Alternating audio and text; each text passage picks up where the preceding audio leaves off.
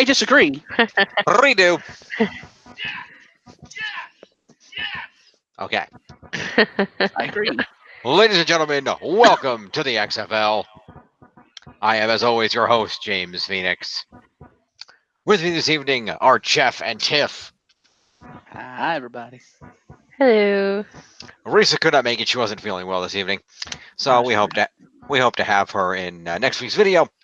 But in the meantime, we're going to do the usuals. We're a couple of days late again. It's Monday night, and we're doing last week's shows, but we're going to get caught up here eventually. Well, this makes us That's caught what up. we said last time. I know. I'm saying it again. Yeah. That's what we said last time. And we were doing this before. Then we just Yeah, I know. gave up on it. Well, we're going to Because keep we couldn't get caught trying. off. We're going to keep trying to do the best we can. In the meantime, let's go ahead and talk a little bit about what happened this week. First of all, we're going to take a look at the scores, see where we're at. Fire this up.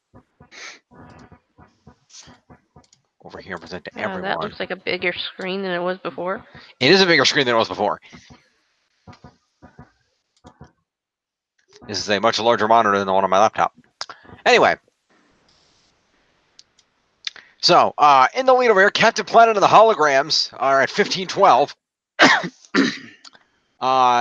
Me and the Phenomenal New Dogs are at 14-25.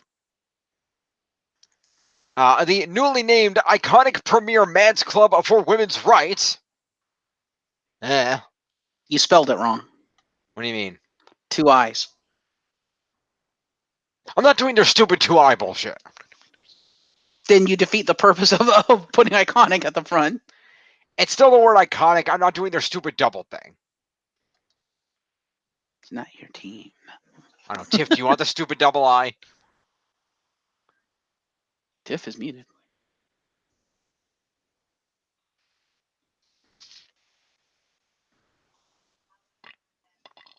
Tiff is muted. Clap, clap, clap, clap, clap. Oh, we'll move on until Sorry. she is. What I thought I didn't realize I was muted. But anyway, before we continue, can you go down to the bottom and can you figure out why I have one less person? Because that was you it. lost someone. You know, that's because that's how the rosters ended up. Because when this no, whole it's thing's not because you lost Tony Nese at the end. oh, Tony Nese got fucked up somehow. Okay. Well, let's go ahead and figure out why you don't have anybody below to Neil Singh. That would be the problem. Let's see. Let me put these back in alphabetical order real quick. We'll figure out what happened. Sorry about that. Let's see here. Where is Tony Nese? He's it's showing him with the title. Is it in version 2? No, because he didn't show up on the other one. He should be there. I mean, I'll do a copy paste off of this one and see what happens, but he should be on there. Paste. And a refresh. Yeah, and let's see if that. There we go. Sorry about that. Okay. Anyway, did you want the second I for iconic the way they spell it? Can if you want. That's how I spelled it on my end, but hey. Okay, then I will. If that's how you spelled it, I will have to add it on there, and I apologize. We're going to have to add another team name. I will fix it later before next week's show. I'm not going to do it right now. You can't just edit the existing one? I have to replace it on every single one of these and rechange a team name again, remember? Oh, just keep it the way it is. That's how the document works. I will fix it before next week's show. Well, later this week's show. Anyway. So anyway, the Iconic Premier Man's... the Iconic Premier Man's Club for Women's Rights is at 13-23, and the Real Huggable Sensation are at 8-58.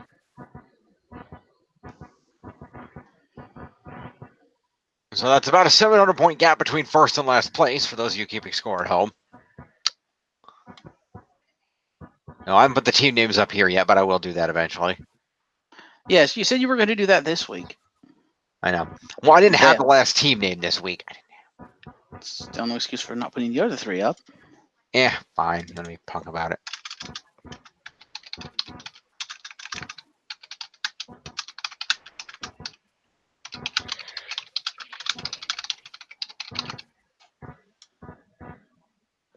Make these columns all wide over here. You know, if you double click on that, it auto adjusts the width, right? I spell phenomenal. Phenom, E-N-A-L. Yeah. Okay.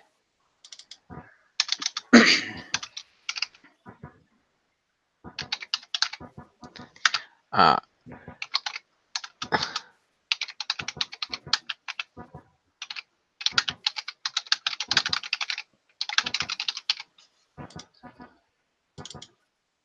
you know it doesn't. No, on the margin of the cell, like next to the Q. I'll go up to the Q. Double click on that. There you go. Got it. Okay, cool.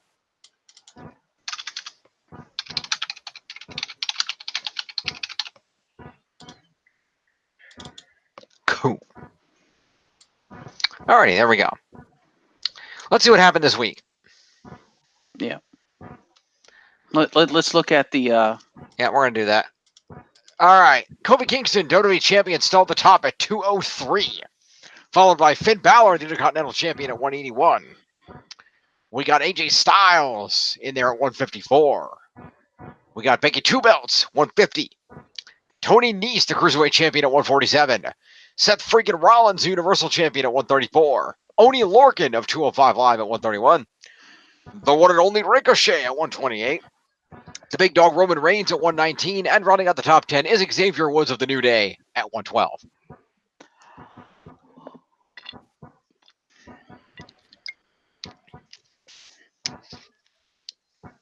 Which does make an interesting point because I have the most people in the top 10 and yet I'm not winning. Figure that out. Oh, you will be. You will be. We shall see. Well, we've checked that out. So let us go ahead and see. Put these in order. We'll see what happened this week. Do we want to, Tiff? Did you want to still do SmackDown first? Yeah. Okay, we're gonna do SmackDown first, so Tiff can leave. So we'll go over here to SmackDown for the 7th of May.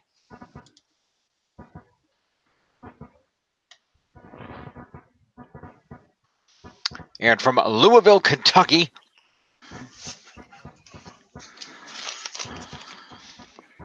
I'm going to open things up. And we're going to open things up with AJ Styles, who is back here because of, as I have titled this week's program, the We Don't Care About the Brand Split rule.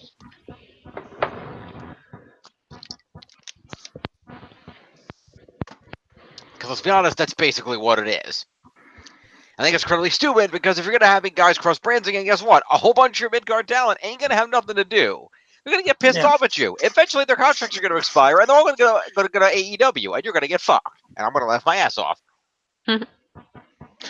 See, I would have called it Panic at the Disco, because the rumor and reports are saying that the reason behind this stupid rule is that Vince McMahon is panicking because of AEW. Yeah. It's like, oh no, we have competition. What do we do? It's like, well, do what you did last time and get good. Yeah, good luck with that. No, instead he's panicking like an old man that's lost touch with everything. I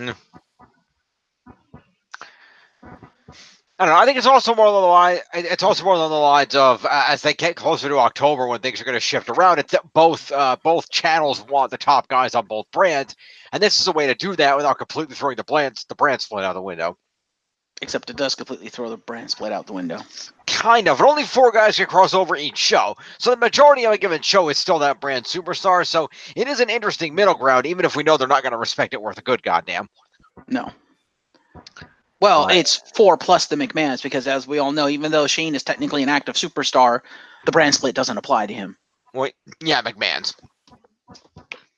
And also, of course, which I think is dumb because he's an active superstar. Therefore, the brand split should apply. He's also an active authority figure, so it doesn't apply. Right, but it should apply in as much as storylines and in-ring stuff. Like Shane should only be able to be allowed to compete and further storylines on one brand. Yeah, well, he's a McMahon. Unless he's one of the 4 that's come over for that week. Well, he's a McMahon. He can do whatever the hell he wants. Which makes it further fucking stupid. Yeah. It was also noted that the rule in question does, of course, not apply to the Iconics, who, as women's tag champs, can wrestle on any brand. And Becky Two Belts. And Becky Two Belts for the duration of the time that she continues to hold 2 belts. Yeah. All right. So we open up SmackDown Live with AJ Styles. Oh God, how I have missed you, SmackDown Live. Styles said that Mr. McMahon instituted a wild card rule for Raw and SmackDown and said that if you're brave enough and fast enough, you can cross over to the rival brand. He added that you could be a superstar that can crash a rival brand, so he knew he had to be the first superstar to do it. Except you weren't. Because, SmackDown guys were on Raw, but fair enough. I think he meant the first guy to crash SmackDown. That's fair. And he had to be the first superstar to do it, and said that SmackDown Live is still the house that AJ Styles built. This led to an interruption from Sami Zayn. I would also like to point out, technically, he is the first guy to do it because, well, Raw doesn't count because the rule was instituted because the SmackDown guy said "fuck you" in your rules, McMahon. No, Vince instituted it at the beginning of the night. Yeah, when the SmackDown superstars came out and said "fuck you." Okay. Anyway.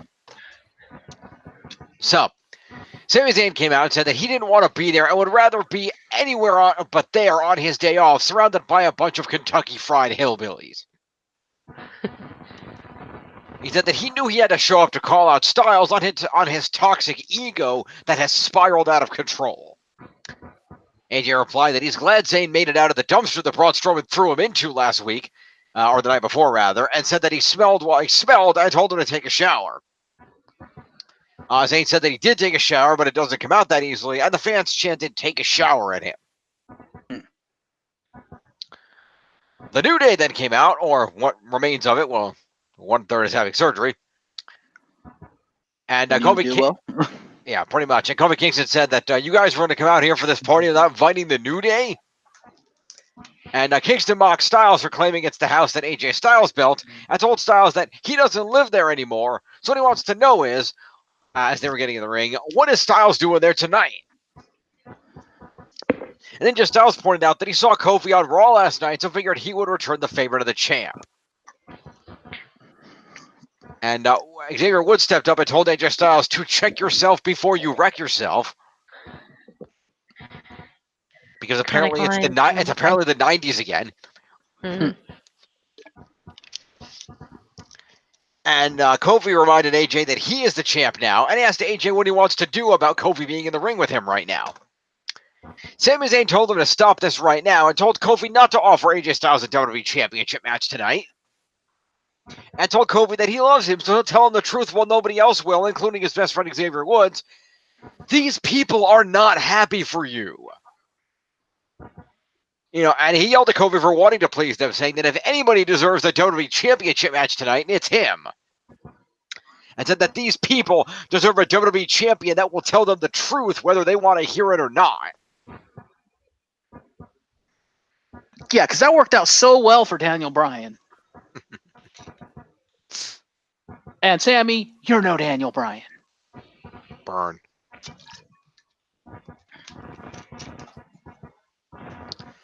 And Kofi Kingston paused for a minute and was like, Sam, what does that smell? And the fans chanted, "Take a shower" at him again. Xavier Woods told Sammy that he smells like his 10th grade sock drawer. And Kofi followed that up, saying that he defended the title against Daniel Bryan to show what happened at WrestleMania was not a fluke. And that he is a fighting champion, so he wants to put the title on the line against either of them tonight. And it won't matter which one of them it is, because Kofi will remain your WWE World Heavyweight Champion. It doesn't work without Biggie. Yeah. Mm-hmm.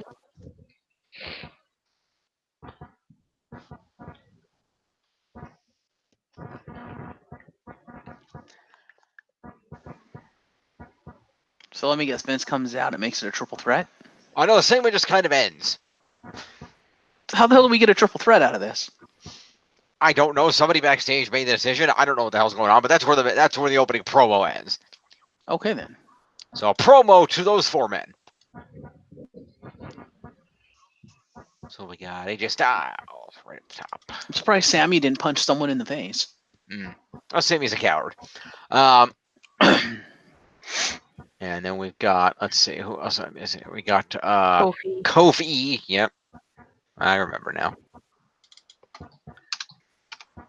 And then we've got Sami Zayn. Zayn. And Xavier. Okay. Following on from this, Kevin Owens is on a cell phone in his car cutting a promo and said that today is his birthday. And he was going to come to the arena and talk to his people, but didn't want to deal with this bullshit on his birthday. So he's going home. Happy birthday to me. Promo with Kevin Owens. Yep. Kevin Owens. Clap, clap, clap, clap.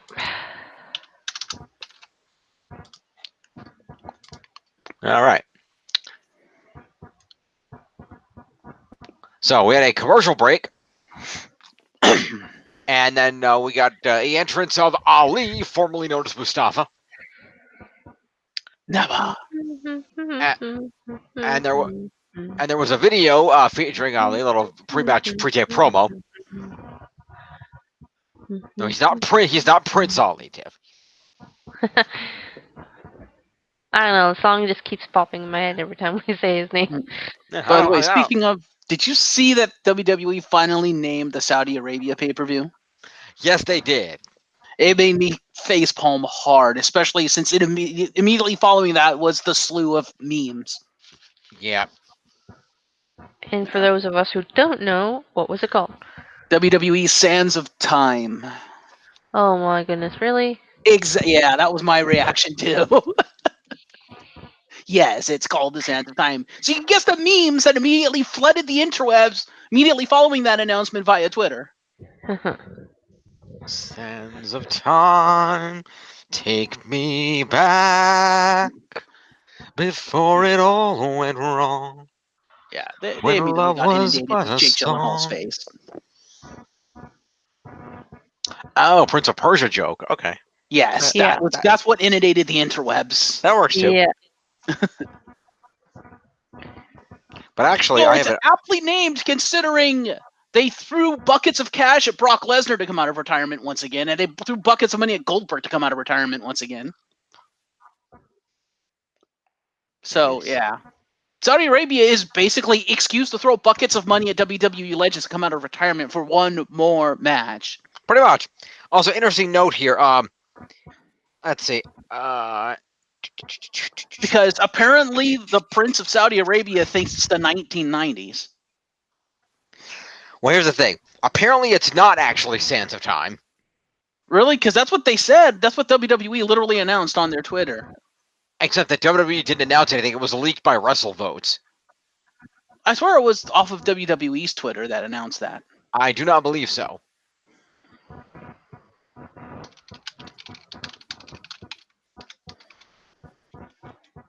Because there's a lot of leaked, possible leaked logos and this and that, but at no point did WWE officially confirm anything.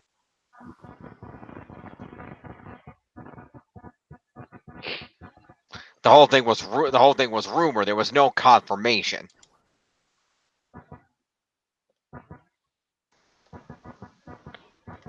But apparently, there is a countermanding information being put out.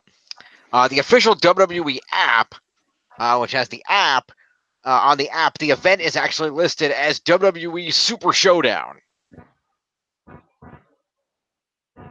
Oh, you're right. That's a better name. That's the same name as the Australian pay-per-view from last year. Was it? Yeah. Except that's insulting. Except that this time, there's no hyphen between the words show and down. That's insulting. If I was Australia, I'd be pissed. Yeah. But that's apparently what they're going with now. They recently trademarked Super Show and Super Showdown earlier this month. Sands of Time was also one of the names discussed for the event. So we will see what happens.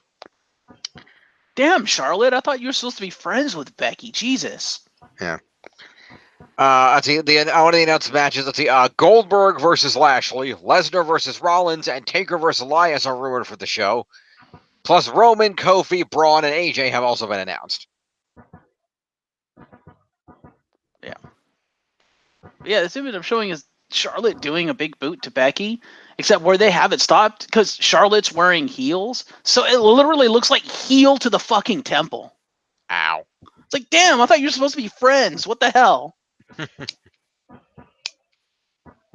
That's cold, man.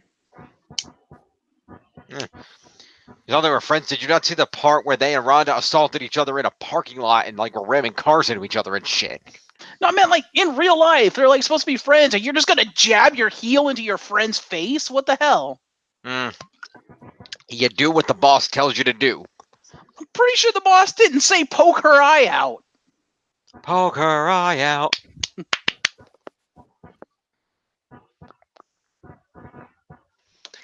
And I remind you, this isn't McMahon. A man who went to his own daughter and said, "We're going to tell the world that I'm the father of your baby." That's stupid. Now, that wasn't an official storyline. That was a proposed storyline. Yeah, fine. That wasn't official. This is a man who said, "Okay, son-in-law, I have an idea. You're going to go out on TV and molest a corpse." Yeah, number one, he wasn't son-in-law at the time. Number two, that was probably Triple H's idea. Meh. It's Triple H. I could see him coming up with something stupid like that.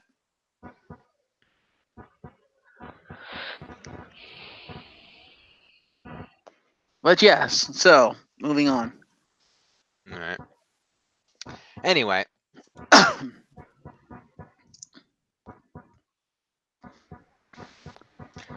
Moving along.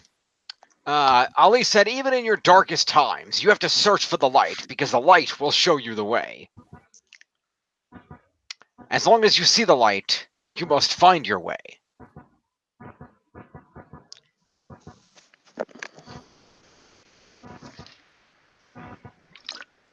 I feel like the writers need to be a little more original. Just watch out for Bray Wyatt along that path. That's what I'm gonna say. I'll always like the way. All you have to do is let me in. That's what I was gonna say. Anyway, so let's see. He says that at Money in the Bank, the contract will seem too far away, but as long as he sees that contract, he'll fight for that opportunity that got pried out of his hands earlier this year. As long as you see the light, you must fight. What?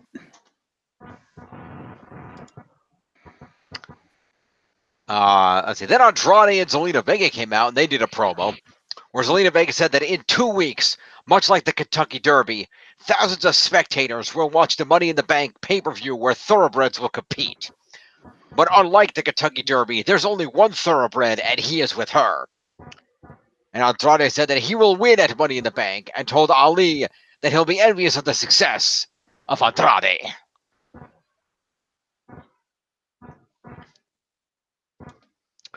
So, yeah, Tiff, sure. I'll Black's a thoroughbred. I buy that. Yeah. So, Tiff, did you want? I scored the promo with everything else. Fair enough. We go to a match between Ali and Andrade with Zelina Vega. Didn't last very long. Andrade started off with a chop to the chest. Ali kicked Andrade out to the floor. Ali then went to the barricade. Zelina then got involved in the distraction, and Andrade tripped Ali and threw him hard on the floor. After a commercial break, Andrade hit a body slam. Ali came back and went up top and hit a Spanish fly, which was great. Fans were chanting Ali when Randy Orton came out of nowhere, clotheslined Ali. And match ended with a disqualification. Orton then went for a DDT on Andrade, but Zelina saved him. Andrade and Ali then each hit Orton with kicks. Ali told Orton he's not afraid of him. Orton then hit Andrade with a forearm. Ali ran the ropes and Orton popped up and RKO'd his ass. Andrade went for a springboard kick and then he ate an RKO too. Orton then stared up at the briefcase. Okay, then. Has Orton never held that briefcase? I think he has. Yes. I think this will, if he gets it, it'll probably be his second time, I think, or third. I don't know. It's a good question. To the Wibs, librarian. And I'm going. Money in the Bank ladder match. Let's see. No, that's always still like that. Can we get like the list He won it in 2013. He held it for 35 days. Fair enough. Let's see. Yep. That he did. Which means he's probably not winning it. Yeah, it's possible. Hmm.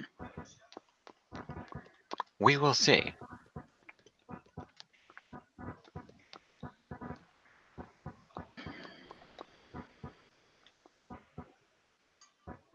Anyway.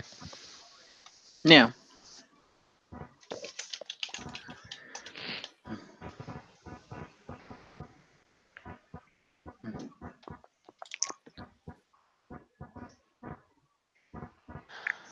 So we have Zelina. She has 5 for promo, 5 for the company, and I believe 6 for an interference. That's correct. Is that 16? Yes. Okay, that's gonna put her at 60. 60? 60. Route 66. No, just 60. We have Andrade. He has 5 for promo, 5 for a match, and he has 2 move points. Gives him 12 points. Mm-hmm. Andrade. That's 12. Puts him at 87. Did you include the promo? Yes, I did. Okay, cool. You just weren't listening. Okay. Making sure. We have Ali. He has 5 for a promo, 5 for a match, 0 for unintentional DQ.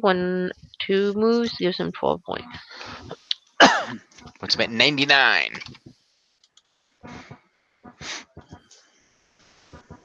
99. And then 99 red balloons. So if I got this down correctly, because I copied this most from Risa's, what she had on here.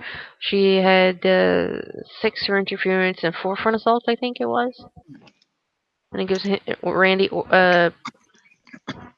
10 points. But if we go for a after the post match thing, he has another 3 moves because he did an RKO on Ali and Andrade, and then he did a forearm.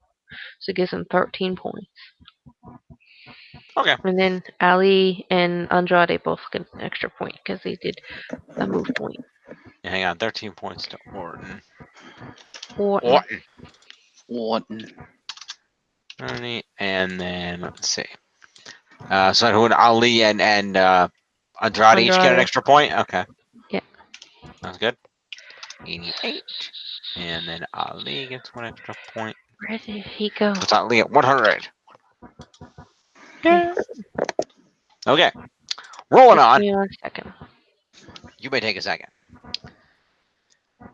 In the meantime, there was a big ass video package featuring Roman Reigns. It was not promo worthy, just showing a lot of shit in his career leading up to this point. And that's why I didn't mark it. That's fair. Shane McMahon then came out. We went to a commercial real quick.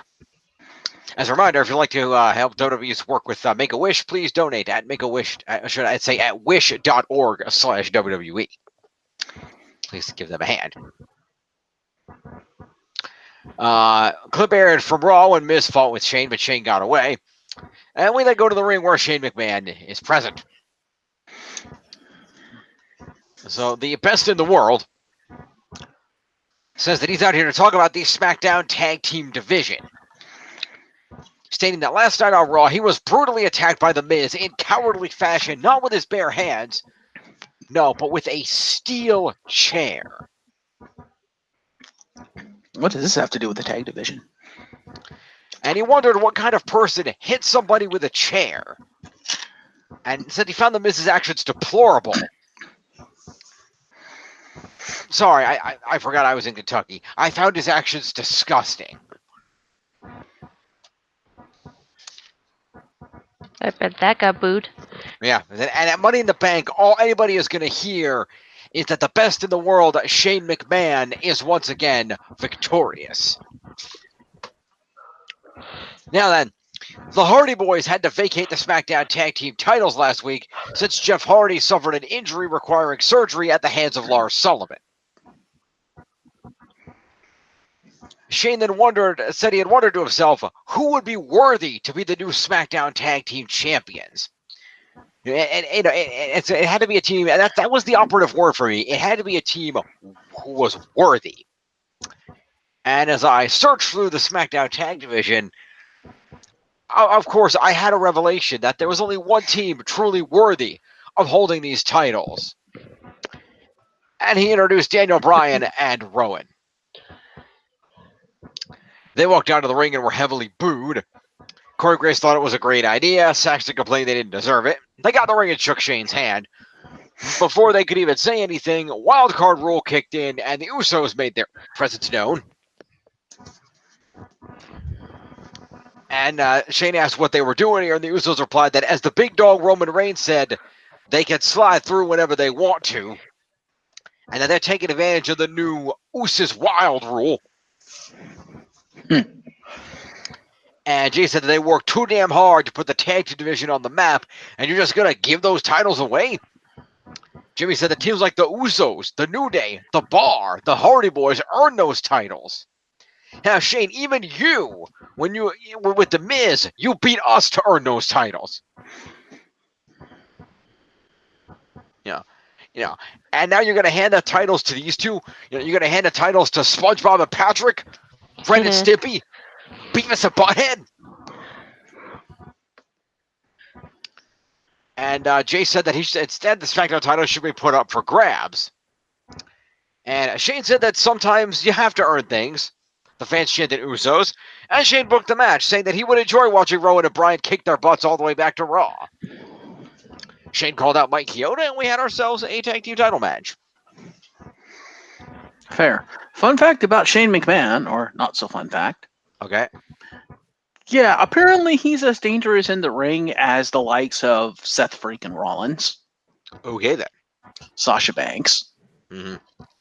Because at WrestleMania, he was flat out told, I think by his own father, Mizdow was not to enter the ring. Shane, being the quote-unquote best in the world, called an audible and ordered Mizdow into the ring. Where he proceeded to knee Mizdow in the ribs and break said ribs. Ow. So, yes, also on the WWE shelf is Mizdow with broken ribs, courtesy of the best in the world. Oh, great. Yes. So, fuck you, Shane. Explains why Miz is so pissed at him. Yeah, he literally broke his dad's ribs. So, yeah, Miz has legitimate beef with Shane right now. Clearly. That is why you don't call an audible when you're not a seasoned superstar, you dumb son of a bitch. Yeah. Anyway, did you want to score that promo now, Tiff, or wait for the match? No. Okay, go for it. 5 points, everybody. All right, sounds good. We're going to go the Usos. 77 for Jay. And 91 for Jimmy. And then we got to have Shane O'Mac is going to get 5 points. And Brian Rowan didn't actually say anything, so they don't really get any promo points. So 3. So, yeah, I guess we can give him 3. I would count him for 3. I will allow this.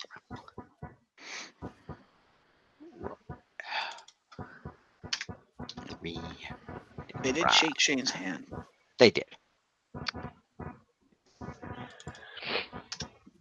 Okay, there we go. So,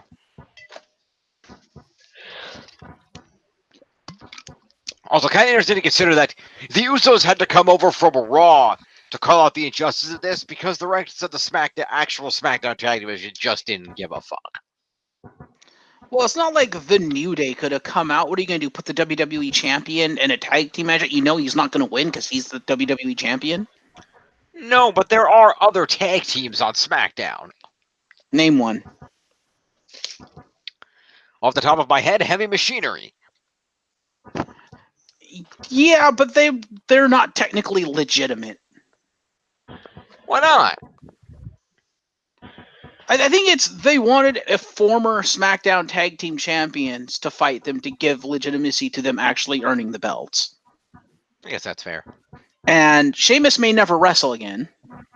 Mm-hmm. And his partner's on Raw. Mm-hmm. Big E is injured, so therefore Kofi and Xavier wouldn't wrestle. That'd be dumb. Mm-hmm. So who else did they have on there that would bring enough legitimacy to the match that would constitute Brian and Rowan like earning the belts. Now, if they made it like a fatal 4-way, sure, but do they have enough teams for that? Good Brothers. Yeah, the Good Brothers could have done it. Are they still on SmackDown? Yes. As far as I know. Yeah, I suppose. Although I think the point is kind of hilarious that we said we need to give Brian and Rowan legitimacy when both in their own right with other partners are former SmackDown Tag Team Champions. They are, but this would have been like what their second match actually wrestling as a team together. That is true. What about Rusev and Shinsuke? They never held the belts. No, but they've been a tag team for a while. Yeah, they've lost like all their matches except for like maybe one.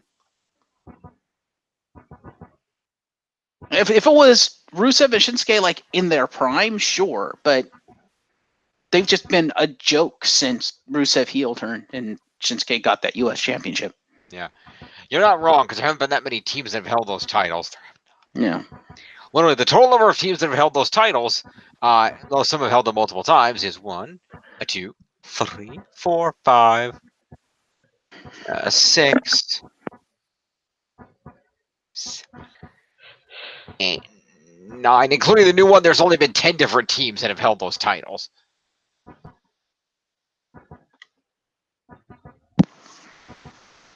Fair.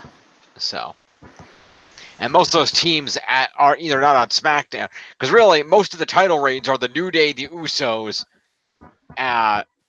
mostly those two teams. The Bar had a couple of reigns, obviously Shane and Miz, and then the Bludgeon Brothers had their reign. And then early on in the run, American Alpha held them, and so did the Wyatt family. But neither of those teams were together anymore. Yep.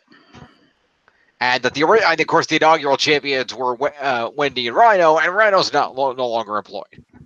No. So yeah, they kind of had no choice. Yeah, that makes sense. Fair enough. Now, if Big E was healthy, I guarantee you Big E and Xavier would have come out, and they might have actually given the titles to them. But yeah. Anyway, so after a commercial break, Finn Balor did a cell phone promo from Bray, County Wicklow, Ireland, where he was home visiting family. Okay. And he was going to win the Money in the Bank, win the contract, and cash in. And said he'll do something extraordinary when he becomes the Intercontinental Champion and the WWE Champion. And noted that he really likes the sound of Finn Two Belts.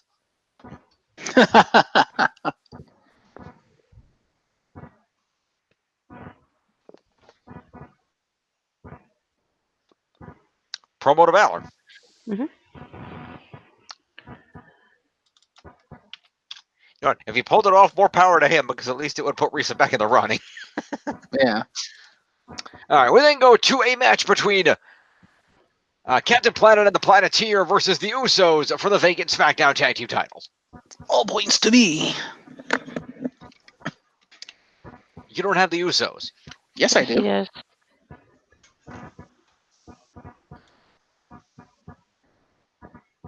Oh, you do.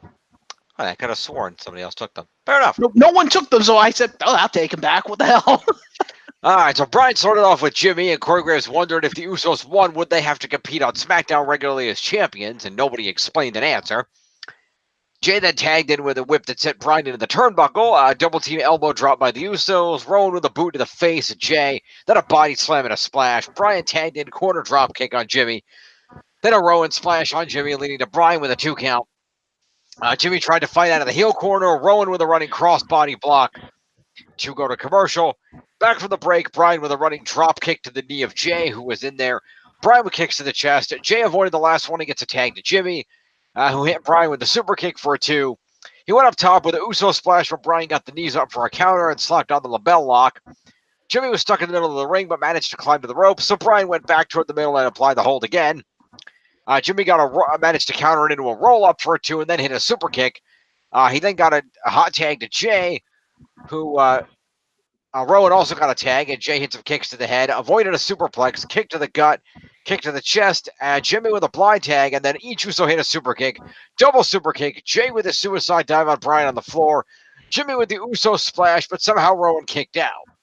The Usos each went up top, but Bryan shoved Jimmy off the top out to the floor. Jay then hit Bryan with a super kick. Rowan was sent down to the ring and blocked a double suicide dive. Bryan with a running knee to the face on Jimmy. Jay jumped in and hit Rowan with a super kick.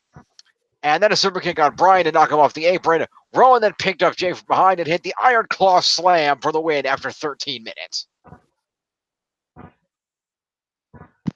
Damn it, Rowan. I wanted Bryan to get the win. So generally a very good match.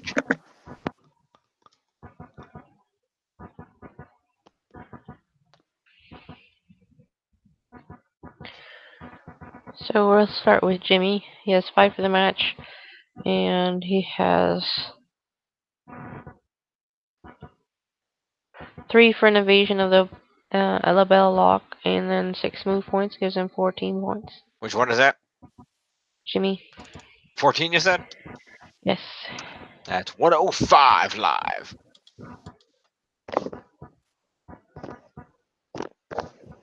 And how about Jay? We have 5 for the match, another 3 for an evasion because of the suplex, and then 9 points gives him 17 points. 17, that's going to be 87, and then 7 is 94. Cool. And then what about the new SmackDown Tag Team Champions? We have, we'll start with Daniel Bryan. Daniel Bryan! 5 for the match, 15 for the win, 30 for the title win, and 3 for an evasion, and 4 move points gives them 58 points. Nice. And Rowan. Big Rowan.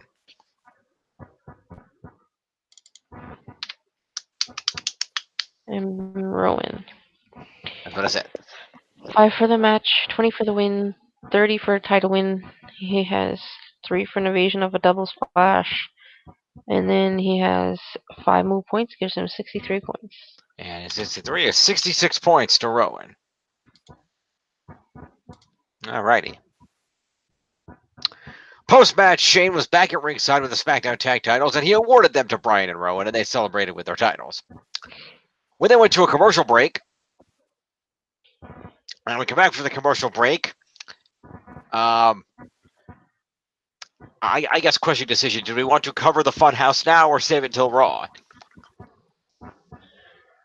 Well, I didn't mark the Funhouse, but because you'd be marking the Funhouse. Right. I just didn't know if you wanted us to talk about it while you were still here.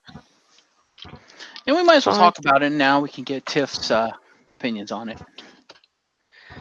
We're really glad that you're our friends, and this is a friendship that will never, never end. So the Firefly Funhouse debuted, and we saw a segment in which Mercy the Buzzard was chewing and messing around with something in his box, and Bray attempted to ascertain what it was. And Mercy was very rude and wouldn't talk to him, but Bray finally managed to discover that it was actually the torn up, fluffy remains of Ramblin' Rabbit. But Bray told him that that's okay, Mercy. You express yourself however you want to, whether it's through painting or eating Ramblin' Rabbit. That's okay. And I think Abby the Witch made a comment. I don't remember. But yeah, the summation was that Bray was okay with his characters being eaten. And this week it looked like somebody taped Ramblin' Rabbit back together, so I guess he's okay.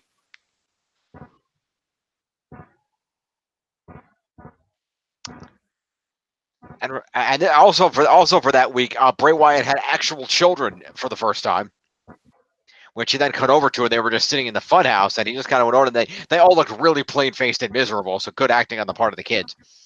And he just like, don't worry, my Fireflies, remember, I'll always be here to light the way. All you have to do is let me in. That sounds really, really creepy. Exactly, that's the point. So, yes, the Funhouse rolls on. Much bigger news about the Funhouse from earlier this very evening, but we'll cover that in Saturday's video.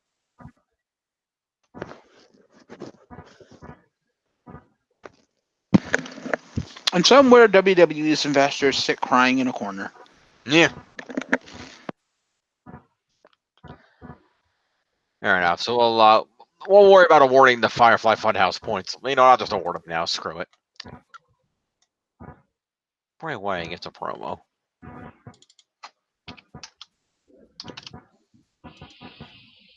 Okay. So following all of that, we cut back to the ring where Shane McMahon was in the ring saying that he had, some announcements regarding the actual Money in the Bank ladder match.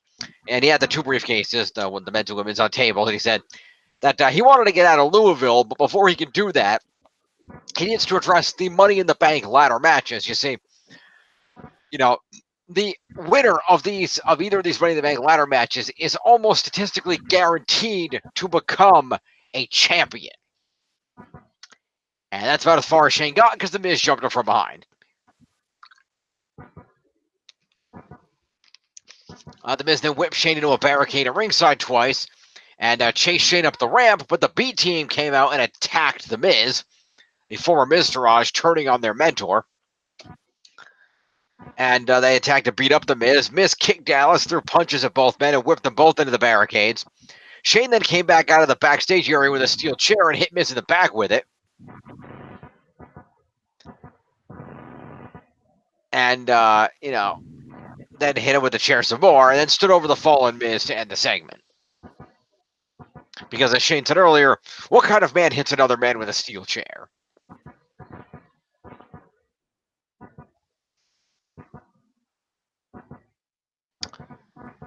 So that would be the same man that breaks the other man's father's ribs at WrestleMania. Yep. So that's going to be a promo, not a promo. Actually, I'm not going to give Shane a promo for that, but it's going to be an assault to The Miz. Mm-hmm. And Shane gets an assault and a weapon use. Is 8, which will be That promo. 56. He did talk a little bit. I guess he get another promo for it. Sure, why not? Puts him at 61 then. And then assault points to the B team. Was it assault points or did they just? Okay, yes. Never mind. I have it marked here. Okay. Wait. I forgot the B team were on SmackDown. Yep. That's a team they could have put against Daniel and Rowan. They are former Raw Tag Team Champions. That is true. But they're also heels, so it wouldn't have worked. They're also a joke. So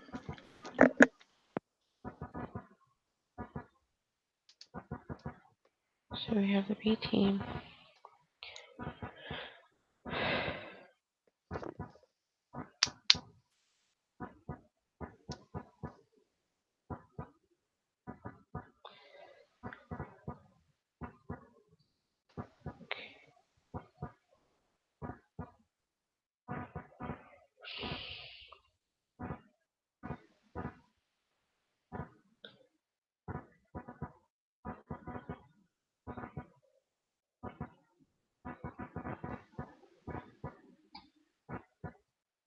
And then, oh, come on. Too many buttons.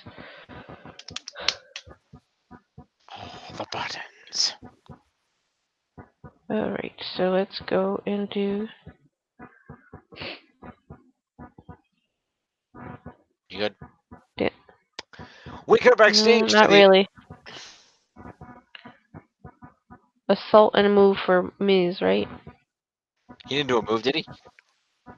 Forearm. It's not really a move, though. Okay, so an assault. I don't think it's a move for him anyway. I could be wrong.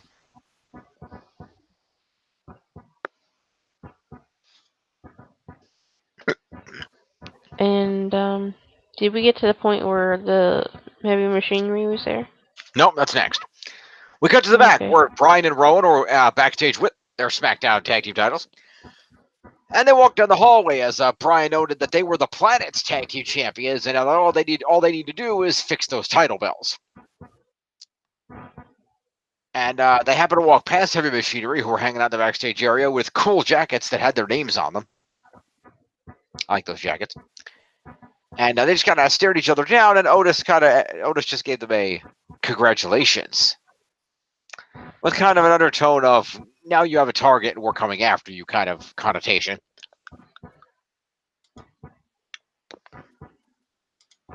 So what I did there is I gave them both a mini.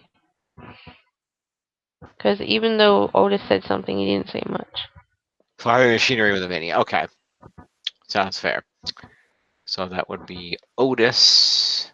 Where is Otis? There he is. Otis gets 3, and then Tucker.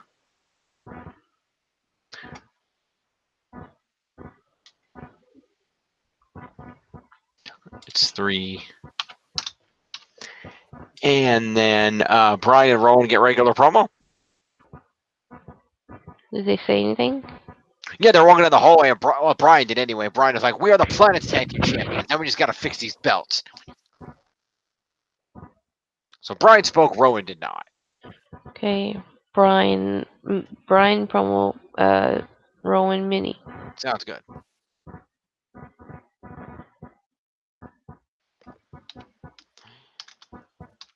And then a mini to Rowan.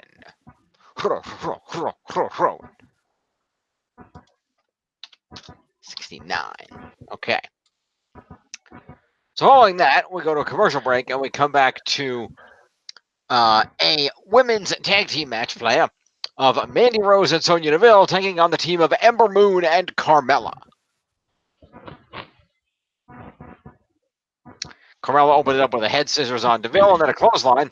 Mandy Rose caused a distraction, allowing Deville to tackle Carmella and allowing Rose to tag in and hit a jawbreaker. I'm sorry, to take a jawbreaker, I should say. Ember Moon then tagged in, drop kick and a clothesline on Mandy, then a follow-away slam on Mandy, followed by the running hip attack and a cross body block from the middle rope gets 2. Carmella kicks Deville. Mandy Rose then hits a pump knee on Carmella, and Ember Moon then nails an enziguri kick. Ember Moon with a suicide dive, taking out Deville, who ran in and shoved Mandy Rose out of the way and took the shot. That led to Mandy Rose hitting a pump knee on Ember Moon. Mandy Rose then sent Ember Moon back in the ring and hit the double underhook sit-out slam for a pinfall win. And apparently it's noted here that Mandy Rose is calling that move the Bed of Roses. The who? The Bed of Roses. All right. Okay, so we have Carmella. She's 5 for the match and 4 move points. Gives her no. That's wrong. So where did I get 9? I don't know. I know why. I just wrote down the wrong number.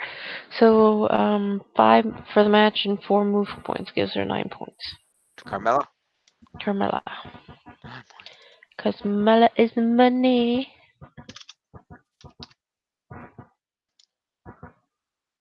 Dance break. Anyway. Uh-huh. How about Ember Moon? 5 for the match and 7 moves gives her 12 points. Okay, that's going to be an even 50 for Ember Moon. Then we have Sonya Deville.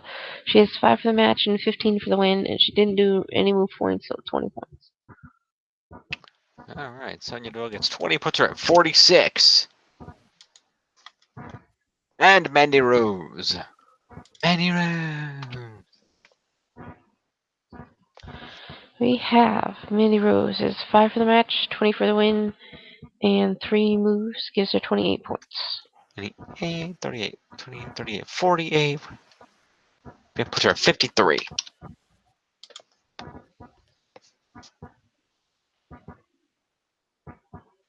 Okay. All right.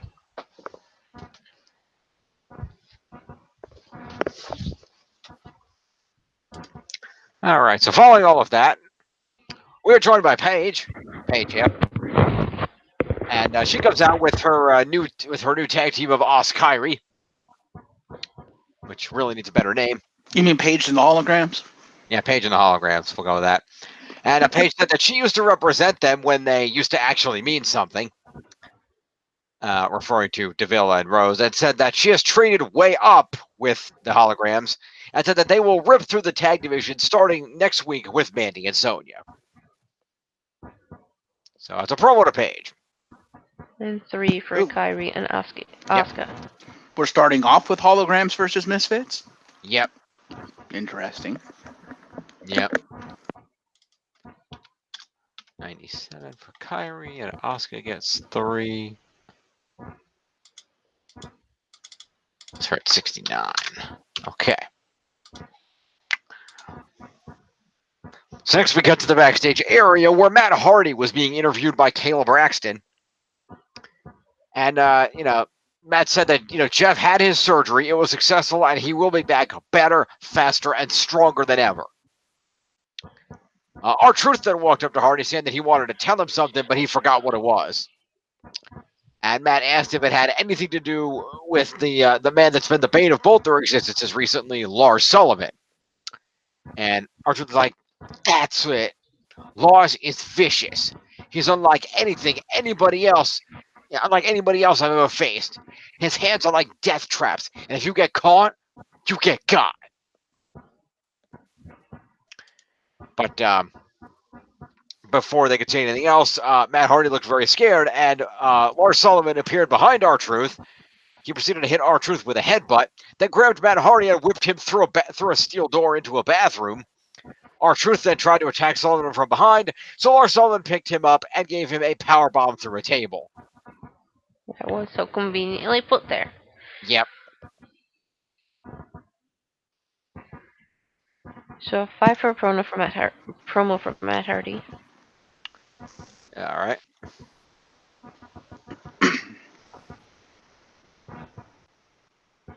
And then, if I've done this right, we have R-Truth as a 5 for a promo and 4 for an assault. Yep, sounds good. So it gives him 9. All right, sounds good. 6, 7, 8, 9 is 33. And then we're going to go to Lars Sullivan. Yep. He is 4 for an assault and 2 moves. Gives him 6 points. And 5 for the table spot. Table's an OMG.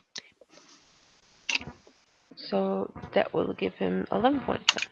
All right, to the 44. By the way, did you guys hear the latest with Lars Sullivan? You mean the fact that he was and probably still is a rampant racist? No, there's more to that now. Okay. Lars Sullivan might be fucked, and he can thank the fans for that. Because some fan had enough balls to bring this to the attention of Snickers. Mm-hmm. And Nina, I remind you, Snickers is the same company that basically forced WWE to change the name of the Mae Young Classic to the WrestleMania Classic. Or the Mae Young Memorial Battle Royal to the Fabulous Moolah Memorial Battle Royal to the WrestleMania Memorial Battle Royal. You don't even know what you're talking about. And so Snickers has issued a statement saying, we've recently learned about this. We're disgusted by it. We're going to go talk to WWE about it. So WWE was trying to remain silent and mum, hoping this whole thing will blow over because this was just from 8 years ago. And somebody brought this to Snickers. Now Vince might not have a choice but to fire Lars Sullivan if he cares about money. Well, we'll see, because Lars Sullivan did issue a statement of apology. He did. Snickers apparently gives 0 fucks about that. Fair enough. So, yeah, we'll see. But so far, there's been no official statement from WWE.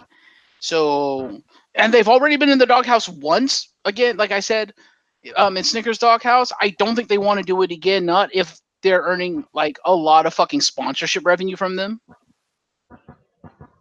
Because as has been very well demonstrated, Vince values money over people.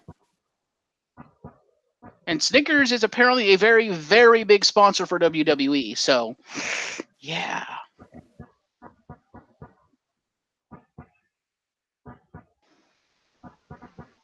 Anyone who works for the WWE, start deleting all your shit. It's going to come back to bite you in the ass. Because fans give 0 fucks about you.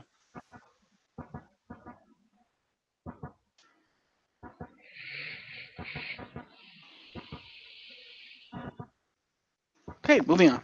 Fair enough.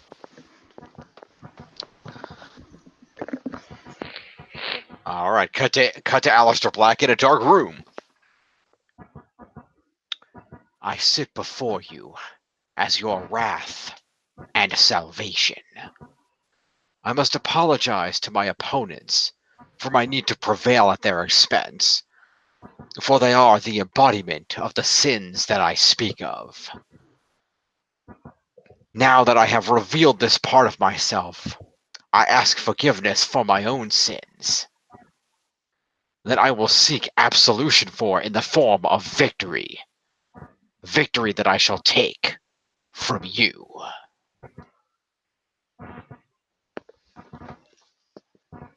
Promote Aleister Black. Quite. And he went from being like in tag team matches and wrestling full time to just sitting in a dark room like Mojo Rawley. It happens. Well, and you saw tonight's Raw, you know that no, Mojo Rawley is not much better off. I didn't see tonight's Yeah, Raw. he lost a match and then went and screamed at himself in a window reflection. Anyway, AJ Styles comes out for the main event. Then Sami Back Zayn. in back to the thing with Seth and Becky Lynch. Mojo Rawley is dating oh, what's her name? Another wrestler. Which one? She's on the Liv Morgan. Oh, okay, good for him. That's cool. Anyway, we go to commercial. We come back from commercial. Greg Hamilton did the fancy announcements, and we had a main event triple threat match of Kofi Kingston with Xavier Woods defending the WWE Championship against both AJ Styles and Sami Zayn. And asked me, was it easy to score? I'm going to answer no. Was it easy to score? No. Okay. So AJ Styles knocked both of his opponents out of the ring to start off. Kofi then hit a drop kick off the middle ropes onto AJ, followed by a splash off the ropes. Zayn came back in, and Kofi just kicked him right back out of the ring. Then AJ drove Kofi into a turnbuckle, hit him with a backbreaker. Then Zayn came in, and Styles worked him over with some chops. Kofi hit AJ Styles with a boot to the face, and then went up top and hit a frog splash onto AJ Styles' back for a 2 count. And Sami Zayn came back in, worked on Kofi a bit. Styles then clotheslined Zayn down. Kofi with a leaping clothesline on AJ, then a boom drop. Zayn tripped up Kofi near the ring apron, however, avoided an attack from AJ, and sent him face first into the ring apron.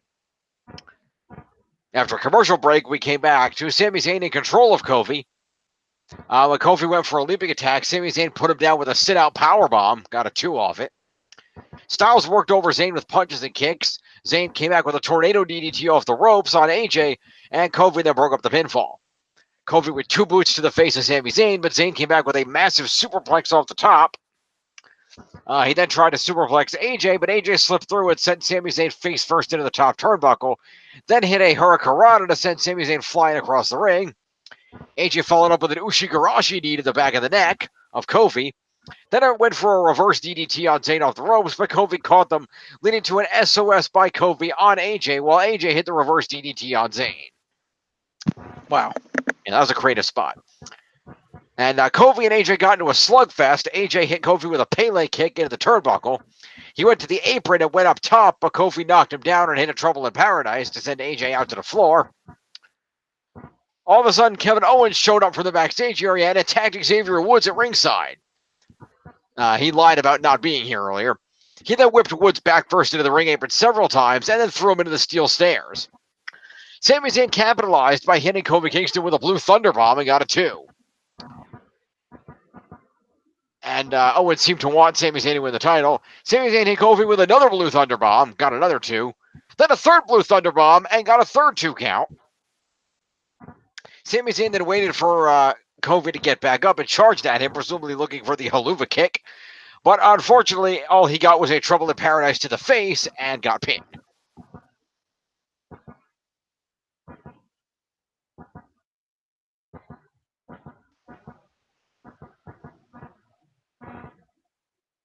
So Kofi with a main event specialty retention.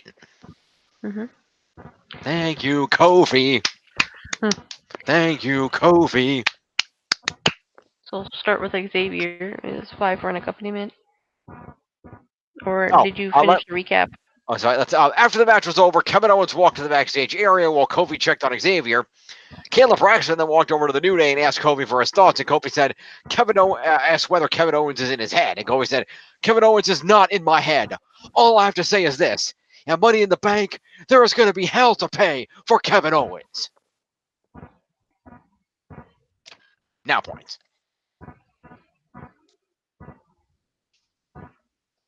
Okay, so Xavier, 5 for accompaniment, and I believe 3 for a mini because he was with Kofi when he was made an interview backstage. I'll count it. So 8 points. 8. Which is going to be 125. And then the next one we're going to go to is Sami Zayn. 17. 5 for the match, 4 for the main event, 3 for a specialty. Is 3 for a counter of a leaping attack, and 6 moves gives him 21 points. 21. All right, that becomes 66. Becomes 67 points for Sami Zayn. 7 points. Then we have AJ Styles. Hang on. Did I do that right, Tiff? Yeah, 46 comes 60. Yeah, that's right, 67. I don't know how to count. Continue. AJ Styles, he has 5 for the match, 4 for the main event, 3 for a specialty, and he has 8 move points. He has a 3 for an evasion over superplex, gives him 23 points. All right, so that's 69, 79, and 3 is 182. And Kofi. Unless you want to give Kevin Owens interference points first. Yes, because I wasn't sure if it was assault or interference. Technically, it's both. Okay, so he has 10 points. 10 points to KO. 121. All right, 121? and 121. Just give me 1 second. Yeah.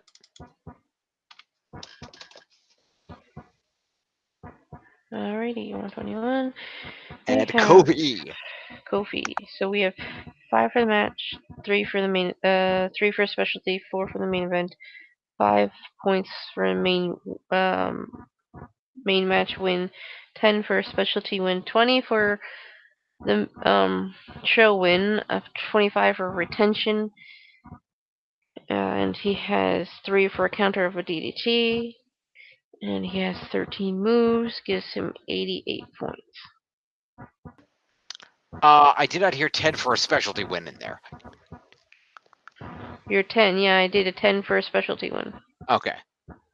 Want to make sure. It's, So yeah, so he had 5 for the match, 4 for the main event, 3 for the specialty, 5 for the main event win, 10 for the specialty win, 20 for the show win, 25 for the retention, Right. 3 for counter of a DDT, and then he has 13 move points and gives him 88 points. Sounds good. So 88 plus another 8. Let's see, 88 and 8 is going to be 296. Bada bam. Let's end it SmackDown Live. Let's go over and check out the team scores. Since he was, just 1 second. You were talking about that interview with Kofi and everything. So does he get 5 promo points? Oh, yes, good call. Promo to Kofi. In that case, that's going to put Kofi right up at 301. All right. Back down to the refresh. And let's see. All right. So post SmackDown. Still just barely holding on to a lead by about 40 points is Captain Planet the Holograms at 17-11. Really? The Planeteers gave me just enough points to stay in the lead.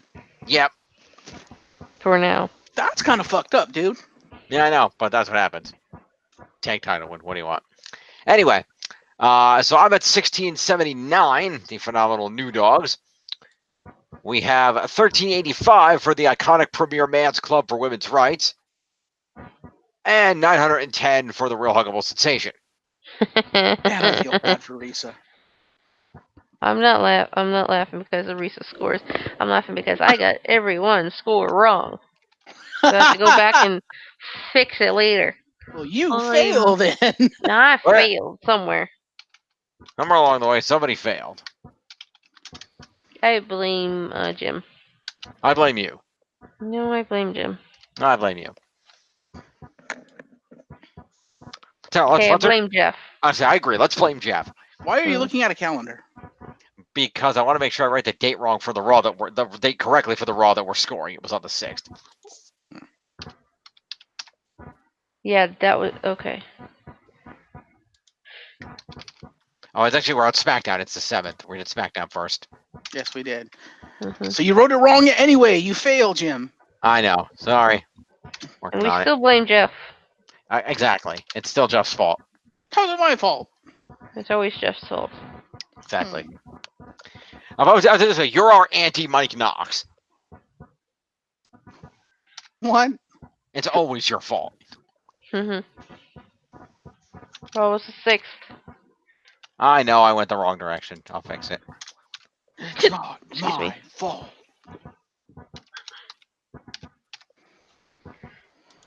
SmackDown, the 205 Live was the 7th.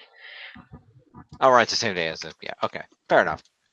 Anyway, so let's go ahead and we got, let me rest these scores over here. So 1711, 1679.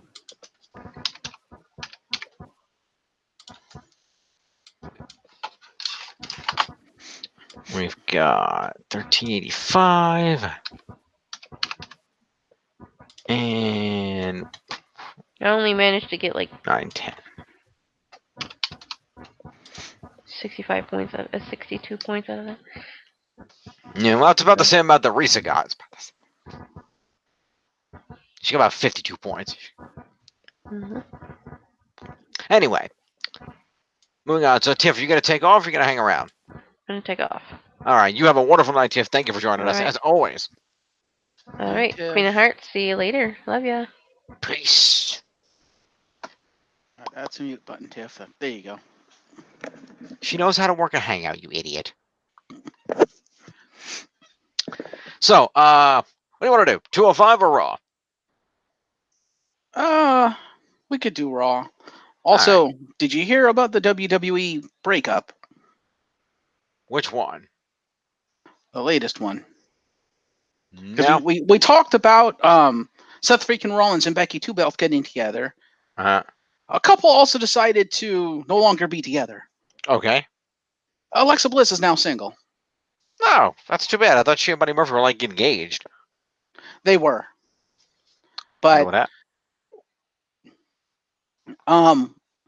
what happened was Vince decided to not put them together so they couldn't travel together and had vastly different schedules. Well, yeah, that happens to a lot of couples. It doesn't mean you don't love each other. Well, they still care about each other, but that's why they broke up, is because they're like, there's really no relationship here if we never see each other. Yeah, I guess. Yeah. So, yeah. Okay. So Alexa's now single, and so is Buddy. All right then.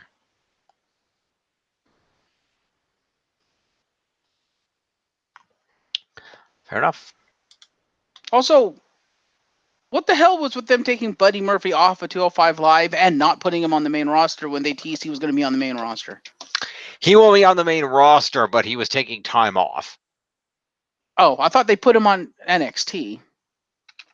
Not that I know of. Because I know immediately after he was announced to be on the main roster, his first match off of 205 Live was on NXT. Oh, not that I know of, but fair enough. I hadn't heard that because he cut a promo on SmackDown saying he was talking about he was on April 16th saying he was coming to SmackDown. Oh, here, yeah, he was on. He was actually on SmackDown. Oh, this week? No, this week hasn't happened yet, dipshit. Oh, yeah. Well, then how come he didn't get any points? I may say. Because it was in a WWE.com exclusive. Oh, okay. Fair enough. It was a non-televised thing during presumably a commercial break. Fair. Where he basically, Buddy Murphy walked out and called out Ali. Oh, of course he did, because they're unoriginal hacks. It's like, well, they were on 205 Live. Put them together. It's like, fucking really? Come on. Ladies and gentlemen, my name is Buddy Murphy, and you may not know who I am, but you will.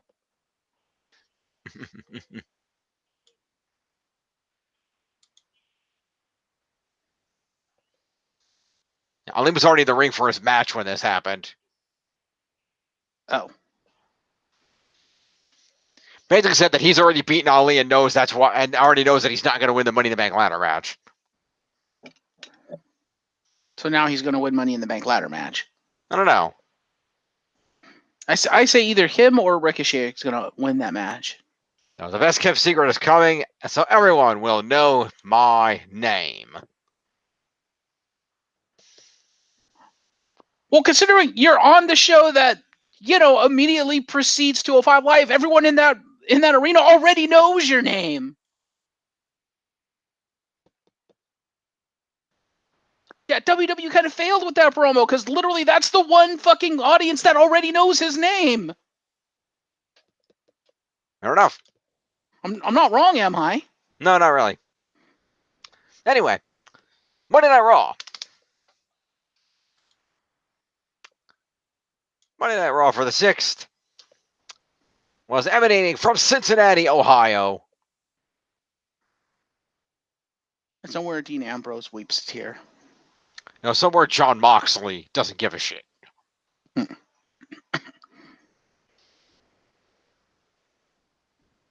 Because he's got a movie to make. Well, he gives a shit. He probably wishes he was there with his wife. Yeah, probably. Anyway, so we see the crowd. We're going to call, and we open up with Vincent Kennedy McMahon. You okay over there? Yeah, I'm fine. I hear weird noises. I'm fine. Okay. I'd also like to point out, I think this was the Raw that is universally heralded as the worst Raw ever. Really? Yeah, because this is the one that introduced the rule, right? Yep. This was last week. Yeah. After that, literally everyone was coming out and saying worst Raw ever, and WWE done fucked up. Really worse than the Raw where Triple H almost had to wrestle a broom for 3 hours? Apparently, like I said, the big headlines are worst Raw ever. So I don't know how you feel about that since you actually saw Raw and I didn't, but I saw parts of it, and I don't really know. I'd have to go back and really watch the whole thing and see. I don't know.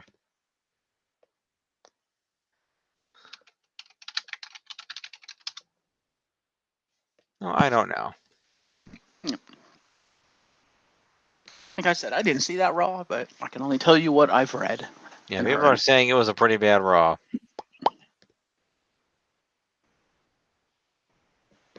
Probably because the wild card rule makes no goddamn sense and fucks everything up. Probably, but we'll see. Let's take a look at it. So Vince came out. The fans sang his theme song. Vince did a promo saying, "This is a Raw that will be one for the ages, and nobody will ever forget it." No one will ever forget it because everyone thinks it's shit. Before he could say anything else, he was interrupted by Roman Reigns. Bow, bow, bow.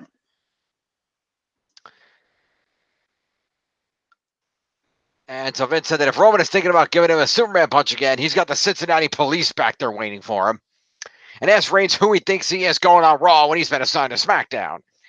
And Reigns told Vince to watch his tone and says that he is on SmackDown, but he's been on Raw for 4 or 5 years. And when he was on hiatus, Vince and his family said that fans would be in charge and told that Vince that is a lie. It's all over now because he doesn't take Vince's orders. He takes his orders from the WWE Universe now. And Vince said that Roman thinks he's going to show up anytime, any place that people will like it, huh? And Reigns said that he'll show up every Monday as long as they keep making noise. And Vince pointed out that it would be anarchy if that happened. Daniel Bryan then came out. And Vince asked what he was doing. And Bryan said that ever since the travesty of WrestleMania, when he was robbed of the WWE title by Kofi Kingston, he has spent the last month in solitude and meditation. And that when he heard that Roman, the big dog, was showing up on Raw, he thought he could have an intellectual conversation with Vince. Kofi then interrupted and ran around the ring with the title. Vince was shocked about this. Kofi did not have Xavier Woods with him, mind you, and Kofi said that he needed to celebrate with his people, and that if Bryan had a problem with the way things went down at WrestleMania, you could have come to Kofi because he is the WWE World Heavyweight Champion. And Bryan said that Kofi is an undeserving champion that should have never gotten a title shot at WrestleMania, and his win was a fluke. And told Kofi that his 11-year journey was hard because a pancake-tossing novelty act should never have gotten there in the first place. And Kofi countered by saying, yet here I am with the WWE title around my waist. And then Vince chimes in saying, wait, I just had an epiphany. What if we had a wild card rule?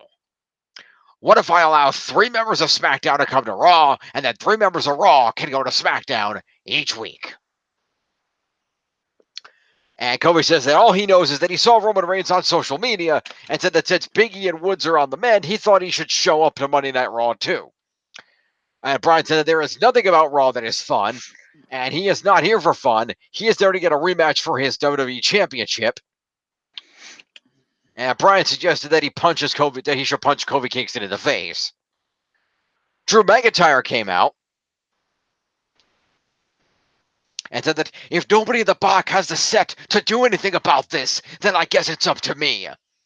This is not SmackDown presents Raw. Roman, you think you can do whatever you can, whatever you want, like when you showed up even though the company told you not to. You think it's okay to punch your boss in the face. You're an egomaniac, and I'm going to hit you with a Claymore kick. And Reigns said that didn't work out for him at WrestleMania, but he can try it again tonight. And Vince then, made a WrestleMania rematch of Reigns versus McIntyre, and also said that Kofi would defend the title against Bryan later tonight. I'm brilliant. This will be a night you will never forget.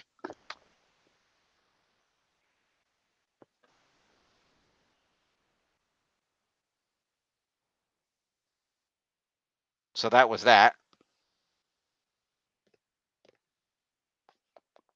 And thus the memes began.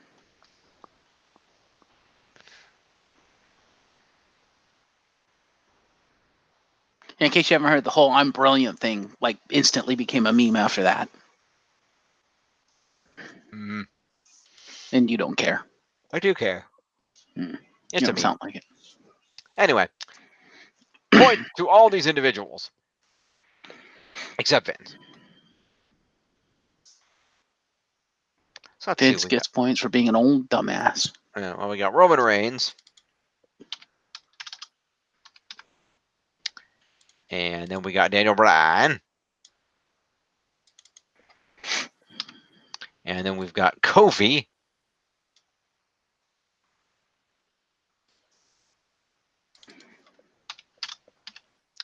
And then we've got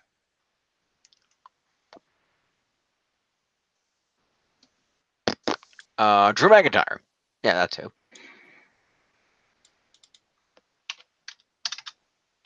All right.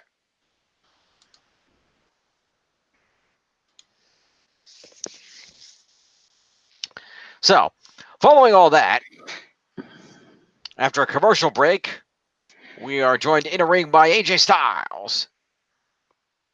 And Vince was still in the ring and alone now, and AJ came out and asked Vince what he was doing. And Vince said that the explanation is that it's the wild card rule that he just came up with. And now AJ said that he spent years building up SmackDown as the house that AJ Styles built.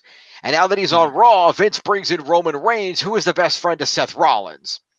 And Styles said that maybe he can go over to SmackDown Live and bring a couple of his friends to Raw.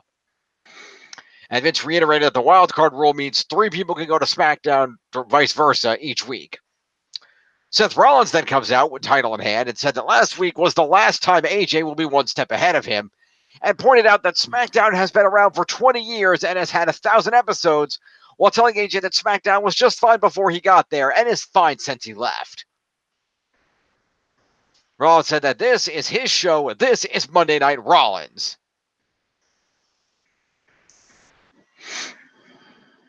And Vince had to counterpoint saying, actually, it's my show. Styles told Rollins that he knows where he is and he knows exactly what he did to Rollins last week, and said that he tried to shake Seth's hand and Seth shoved that title in his face and said that if you won't treat him like a man, that he's a man that'll kick his ass. Styles reminded Rollins that he put him through a table after a phenomenal forearm and said that he'll be standing over Rollins as the new Universal Champion at Money in the Bank. And Vince said, why don't we see you two in action tonight? They wanted a singles match, but Vince told them to each go find a partner and have a tag team match plan. And Vince said, this is going to be brilliant, and asked the fans to cheer for him, but they booed him instead. So let me amend that. He said that Seth and AJ will team up, and he will go find a team for them to face. Let me amend. Sorry.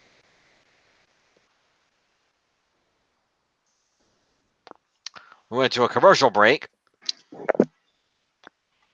First promo to AJ and Rollins.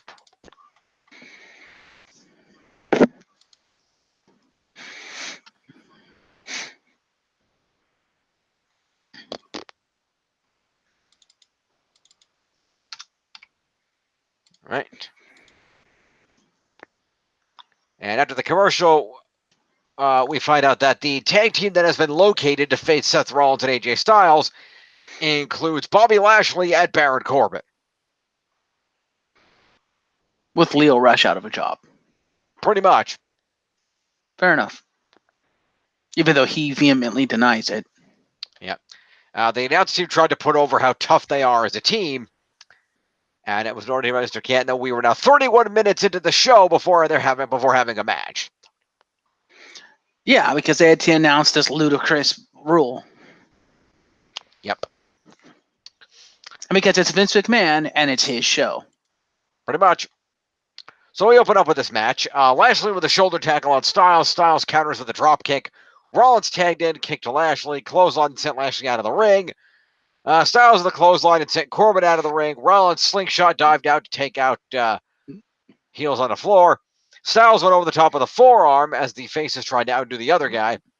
That led to Styles and Rollins arguing, which led to a break 2 minutes in. After the commercial, we came back to the heels in control. Lashley whipped Rollins into the turnbuckle and then hit a flatliner, got a 2 off it. Rollins got dumped out of the ring and bumped into the barricade. Corbin tagged in and drove Rollins into the barricade back first, then slapped on a chin lock back in the ring. And when Rollins broke free, Corbin did his run out of the ring and then back in the ring spot, leading to a clothesline. Went for a superplex, but Rollins countered it with a headbutt and hit a blockbuster off the turnbuckle. Styles got a tag against Lashley. Michael Cole with a verbal fuck-up where he literally said AJ and Styles are now legal. Minus 10 points to Michael Cole for a major botch. Idiot. Anyway, Styles clothesline. Lashley throws Styles into the turnbuckle. Corbin went after Styles on the apron. Lashley with a spear on AJ on the apron, leading to Lashley hitting the floor as well. Back in the ring, AJ with a drop kick on Lashley. Corbin gets a tag. Styles with a Pele kick on Lashley, and then a Styles kick to Corbin's head. Lashley went after Rollins, so Corbin hit Styles in the back and kicked him out of the ring. Another commercial break. Come back to Lashley with a back body drop on Styles. Corbin tags in. Styles goes for an attack off the apron, but gets punched in the face by Corbin. He manages to avoid a back suplex and tags Rollins in. Rollins cleans house with a suicide dive on Lashley, a sling blade on Corbin, and a clothesline sending him out of the ring. Rollins with another suicide dive onto both heels on the floor, then went up top and hit Corbin with a jumping crossbody, and Lashley broke the pin up. Styles with a forearm on Lashley and then a running drop kick. Corbin with a roll up on Rollins. Rollins with a step-up kick to the face and a step-up kick to the jaw. Then teased the stomp. Styles was on the apron and went for a phenomenal forearm. Corbin moved and Styles hit Rollins with the forearm by mistake. Oops. Are you sure it was a mistake? I don't know, but anyway, after that happened, Styles then walked up the ramp to the back, leaving Rollins staring at him as he was walking away, and Rollins then ate an end of days and got pinned by Baron Corbin. Like I said, are you sure that was a mistake? I don't know. Considering he literally hit and ran, I don't think that was a mistake. I think that was intentional. Fair enough.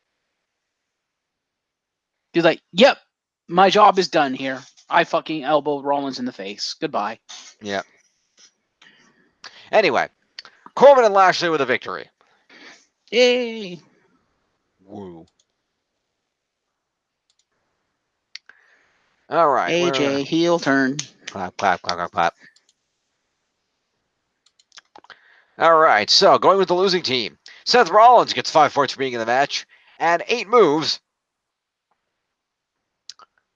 Which includes, let's see here, which includes a blockbuster, 2 suicide dives, 2 step-up kicks, a sling blade, and 3 for escaping a chin lock, which shouldn't really count for a thing, I don't think, but let's drop those 3 off. So that's that. Chin lock is not a move for anybody. So either way, we drop those 3 off. That's still what I said was that? I believe it was 6. No, 2. It would be for a 3. submission specialist, but okay. 4, 5, 6. That's actually 6 moves for Rollins, which puts him at 11 points. Mm. Seth freaking Rollins. Fuck you, Jimson.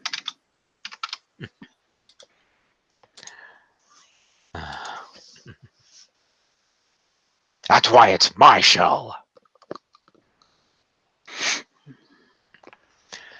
AJ Styles gets 5 points for competing and 9 points for moves, which includes let's see, a forearm.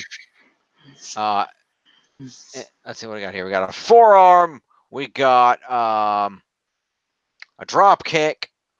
3 for evading a back suplex is 5. And another forearm is 6. And where did 9 come out of this? It's confusing moves here. Hang on. There's a forearm. It's the only thing going on that side of things. So it's a forearm. It's a drop kick.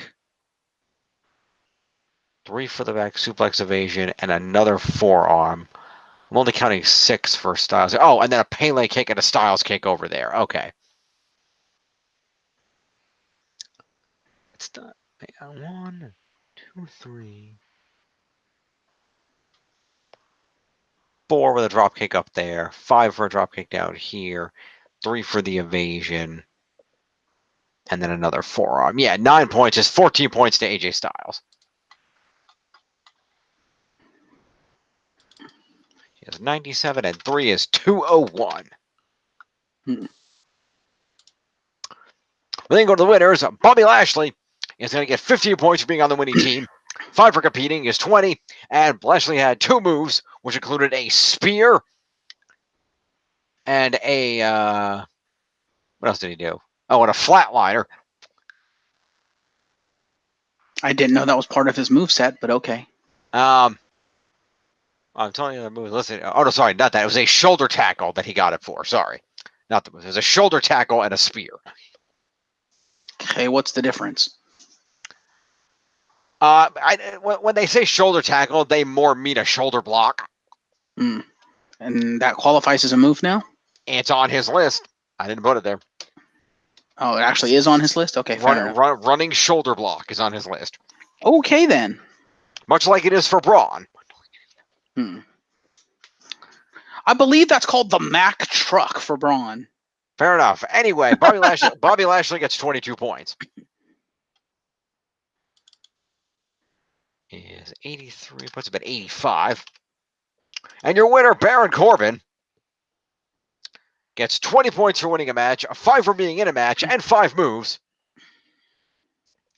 Which in Corbin's case include that clothesline that he does where he slides out of the ring and then slides back in and clotheslines a dude. Mm-hmm. It includes 3 for evading a phenomenal forearm and 1 for the match-winning end of days.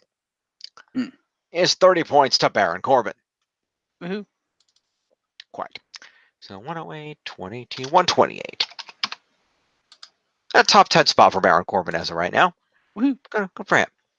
Moving on.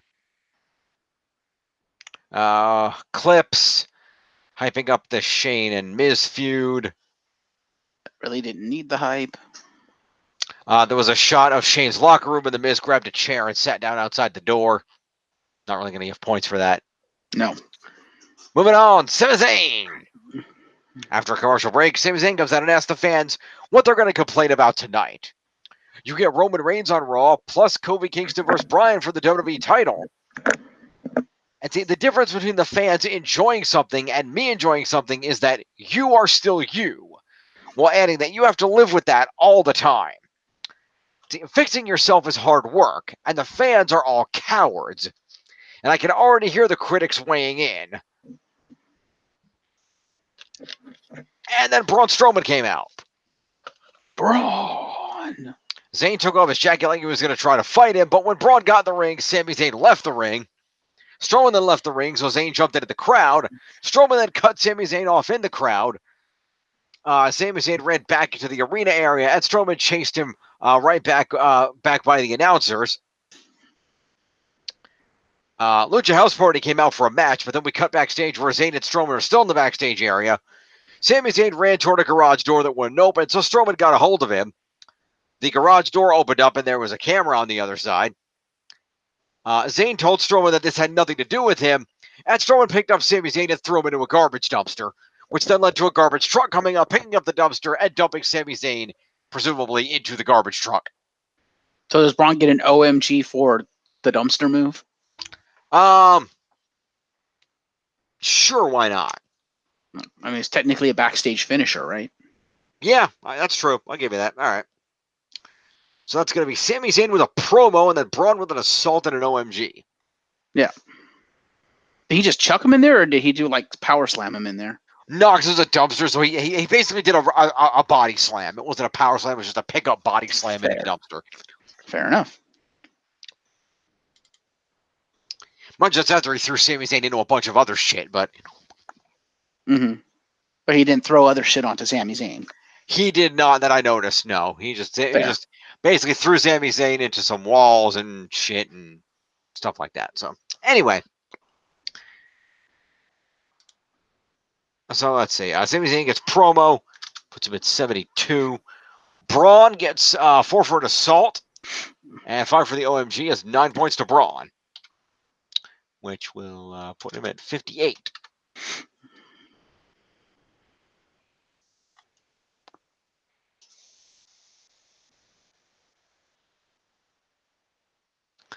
We then go to the ring for a 6-man tag team match play featuring the Lucha House Party versus 3 guys with no chance. Okay, then. The Lucha House Party kicked their asses and won in like 2 minutes. Local talent? Yeah. Fair enough. So, piss break match. Basically, so Kalisto gets 15 points for being on the winning team. He gets 5 for being in a match, and 1 for a Salida del Sol. It's 21 points to Kalisto. And he didn't win the match? He did not. Huh. What did you just take turns doing their finishing move, pin 1, 2, 3, and leave the ring? Pretty much. So Grand Metalik gets 50 points for being on the winning team, 5 for competing is 20, and 2 moves for a Metalik elbow and a missile dropkick. He didn't even get to do a finisher. Okay, then.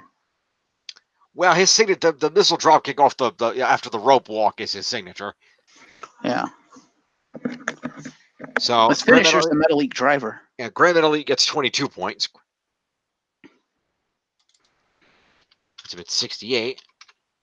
And your winner, Lince Dorado, gets himself 20 points for winning the match, 5 for being in it is 25, and 1 for a shooting star press. He has 26 points to Lince Dorado.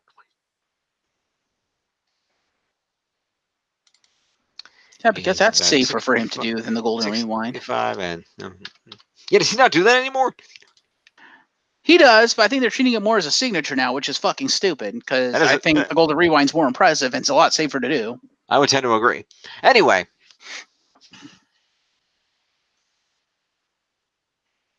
Also, literally like half the 205 Live roster does a shooting star, so yeah. Also true. Anyway, so that happened, so points to Lucha House Party for all that. After all of that, we hyped up the rematches for later. Roman and Drew video package. We then cut to the one and only Ricochet, My man. who made his entrance to a good pop. And we throw to a commercial break after his entrance real quick.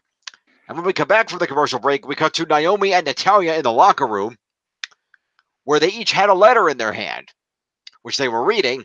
And they read the letter, which was a cordial invite from Lacey Evans, inviting them to be at ringside for her match later, while specifying exactly what kind of attire she wanted them to wear. Okay, then. Because Lacey Evans. Yeah. Naomi was not thrilled about this. Dana Brooke then walked in with her letter, and Naomi said it's not a coincidence that they're all in the Money in the Bank ladder match. And Naomi sniffed the invitation and said that it smelled like peach cobbler, and they were not impressed. Why would Lacey Evans care about who's in the Money in the Bank match? She's got a title match. That's the point. Even if she beats Becky for a belt, she could immediately get cashed in on. That's true. As if she manages to beat Becky for a belt, she immediately has a target on her back for that briefcase. True. If a Raw superstar wins it. She's fighting for the Raw. Yes, you're all right. Anyway, so it's a promo to Naomi, Natalya, and Dana Brooke. Yep. Which I don't see happening because I think SmackDown has the better superstars in that match. That's fair.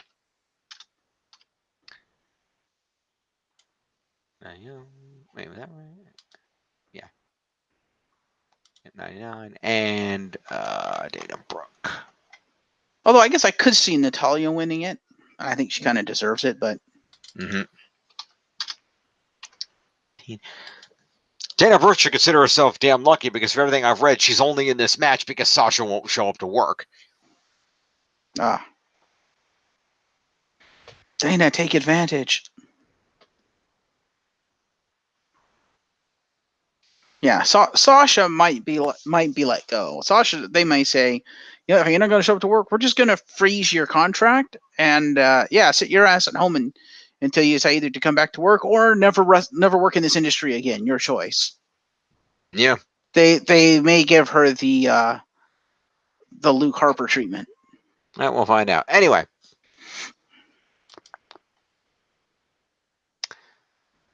And we then had an entrance from the ravishing Robert Roode. And it was announced, apparently, that if Robert Roode was able to defeat Ricochet in this match, he would get Ricochet's spot in the Money in the Bank ladder match. Fair. So Ricochet and Robert Roode had a match, and Ricochet Ricochet won, kicked his ass, yeah, retaining his position in the match. Roode was aggressive early on. Ricochet went for a springboard attack, and Roode shoved him, and Ricochet went flying out to the floor. He then drove Ricochet's neck into the ring apron, applied a headlock back in the ring, then a clothesline and another headlock. He sent Ricochet to the second rope, leading to a moonsault press from Ricochet, then 2 running forearms, then ran the ropes into a double R spinebuster. Got a 2. Roode set up for a superplex, but Ricochet punched him down, knocked Roode off the top rope to the ground, and then hit a 630. Okay, then. So Ricochet with a win. Yay. Wish he'd done more, but yay. Yeah. So, Robert Roode is going to get himself 5 points for being in the match and 1 point for a double R spinebuster. He has 6 points. They need to rebrand the Glorious DDT into the Ravishing DDT. Yeah.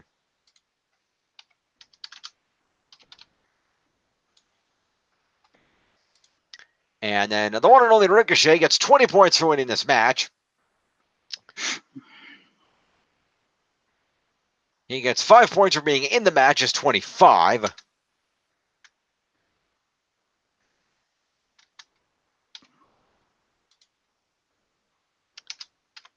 And let's see, he gets 6 moves, which include the springboard maneuver he did, moonsault press, a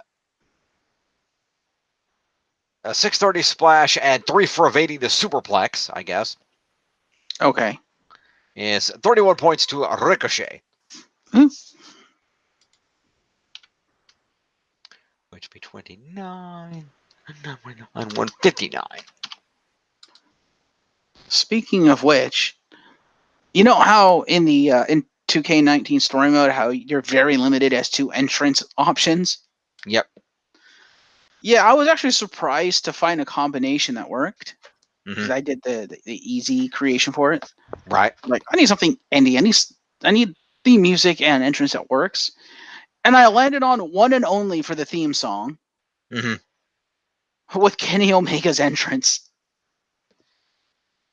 Okay then. Yeah, I was like, wow, this actually works.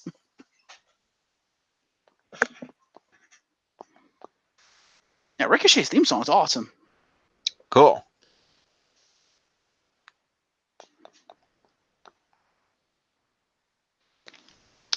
Fair enough. Anywho.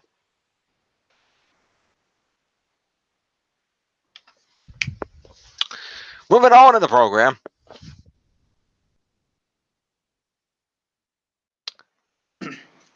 Jeez. So after all of that, we confirmed that it was official that at Money in the Bank, Samoa Joe will defend the U.S. title against Rey Mysterio. Again. It's over and under on that. Mysterio was in the backstage area with his son Dominic when Wendy walked up to them and commented on how grown Dominic was. And Rey and Dominic then got to Rey's locker room and told Dominic to get some water. And Dominic walked down the hall, and then Samoa Joe showed up following him, leading to a break. After the commercial, Joe was backstage with Dominic and said that last week Dominic was out there celebrating with his dad Rey at WrestleMania, and told Dominic to take a message to his father. Joe said that he looks forward to defending the U.S. title against him at Money in the Bank. Dominic tried to say something, but Joe yelled at him, and then Dominic walked away. Okay, then.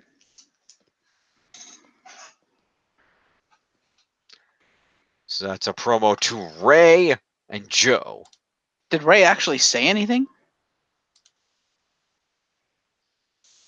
I don't know. It looks like Wendy came up and spoke to him, but I'm assuming Rey said something back, but I don't know for sure. I was thinking if he didn't say anything, he should only get 3 for a mini, right? Dude, Rey needs the points. But I don't know. If you want to check the promo and see if he said anything, be my guest.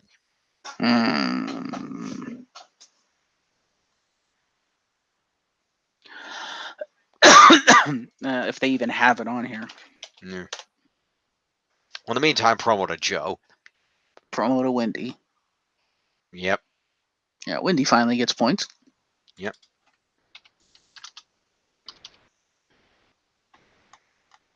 Heath Slater.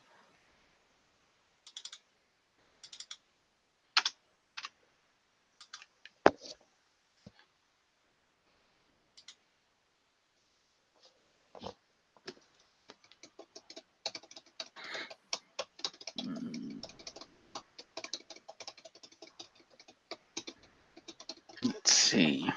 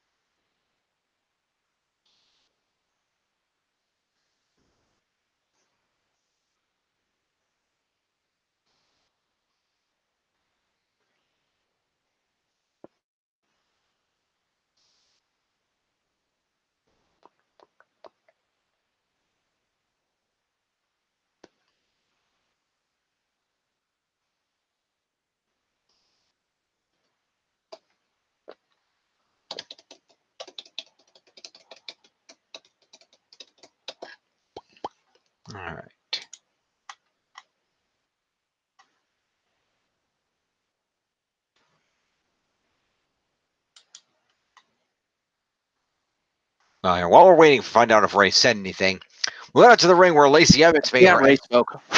Okay.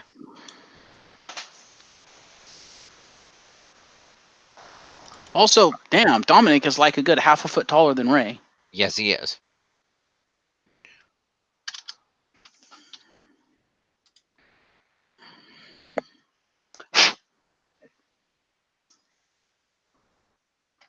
Anyway, so Lacey Evans came out in her ring gear for her match. They replayed her brawl with Becky from last week. Naomi then came out in street clothes, followed by Dana Brooke, and then Natalya, and lastly Alexa Bliss, all four of whom were invited out for this match. Lacey Evans then had her one-on-one match against jobber Ali Katrina. Cole mentioned her name, and she got kicked into the turnbuckle and then ate a woman's right and lost.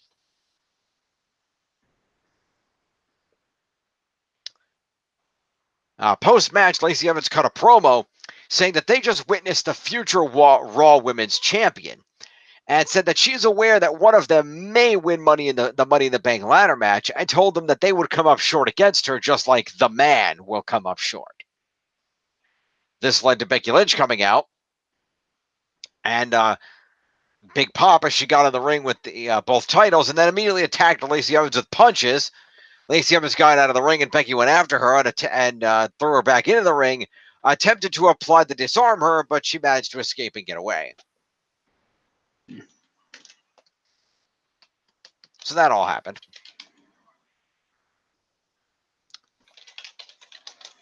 So I guess if Lacey Evans invited the other four out, would they all get accompaniment?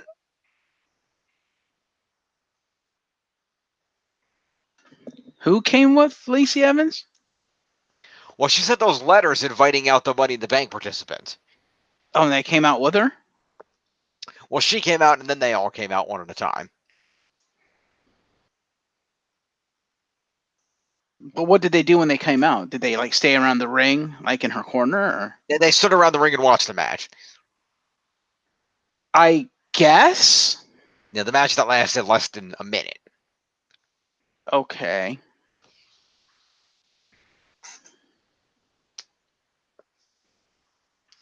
Well, it's either accompaniment or the equivalent of commentary, and it's the same amount of points. So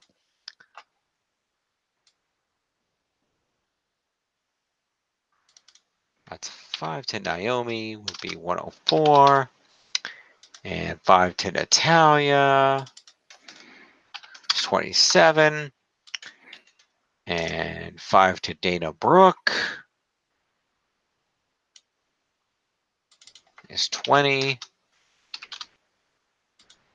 and 5 to Alexa Bliss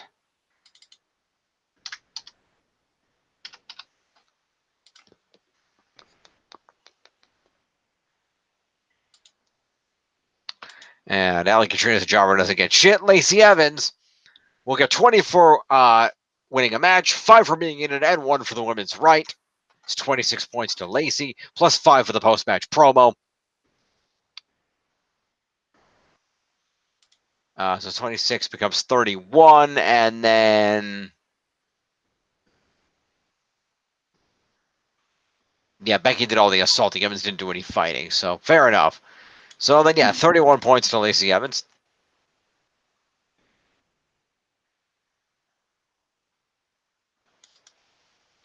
It's right, 95, and Becky 2 belts gets 4 for an assault.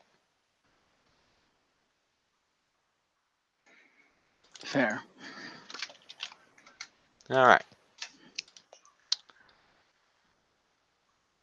So after all of that, we cut backstage to Daniel Bryan, who stares at the camera saying that Kofi Kingston's constant shilling of consumerism is a threat to our very existence. He has to eliminate Kingston as a role model. He's not a champion, and he's masquerading as both. He's there to regain the WWE Championship because he was born to be the planet's champion. Promo to Daniel Bryan.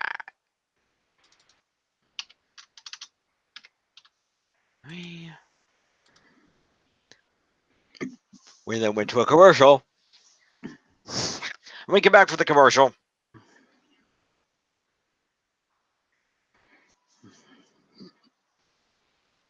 The Usos were doing something backstage. I don't know what. But then we went to the ring where we have a tag team match between the current champions, Ryder and Hawkins, versus the Viking Raiders in a non-title match. As far as noting, despite this match including the champions, nobody got entrances. Okay, then.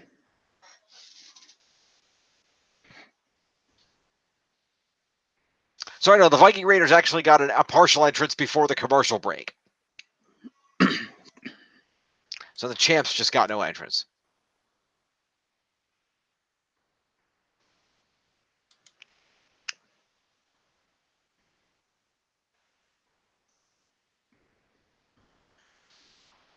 Anyway, double team neck breaker by Ryder and Hawkins. Hawkins then with a drop kick on Ivar, and Ryder gets kicked in too. Ivar comes back with a double foot attack on Hawkins. Eric tagged in with a knee to the face. Ryder tagged in knees to Eric and a missile drop kick off the middle ropes. Ivar was knocked out of the ring while Hawkins followed up with a clothesline on the floor. Eric with a knee to Hawkins on the floor. Ryder with a drop kick on Eric. Back in the ring, Eric with a double knee attack. Ivar then tagged in, and the Viking Experience double team maneuver gets them the win after about 3 minutes. Okay, then. Wait a second. Hmm.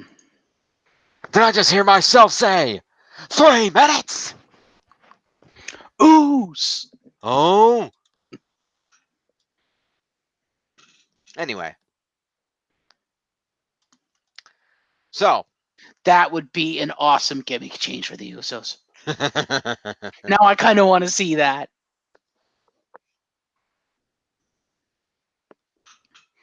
I mean, they'd use the same finishing move as their Uncle Umaga, so yeah. Yeah, it's true. Well, one of. They don't use the spike, but... No, they use the splash. Yeah. And the running hip attack. He did that too. Yeah. I don't think Umaga ever used the spike when he was doing the tag team 3-minute morning stuff. No, the spike was invented for the Umaga character when he became that character later. Yeah. Yeah, they just did a lot of splashes when they were 3-minute warning. The splashes and super kicks, which the Usos both use. It's true. Anyway, so let's see. Ryder and Hawkins get 5 points each for being in the match. Ryder gets 2 moves, 1 for the double team neck breaker and 1 for the knee attack. And Hawkins gets 1 just for the double team neck breaker. 7 points to Ryder and 6 to Hawkins. Mm-hmm.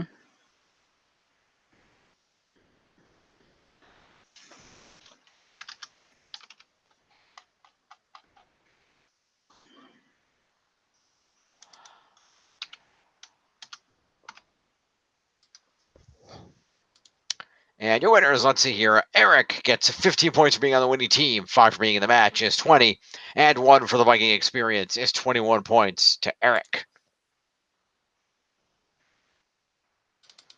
Mm. 76, 77. And Ivar with a pinfall, as per the usual, gets 20 for winning the match, 5 for being in it is 21, and 1 for the Viking Experience is 26 points to Ivar.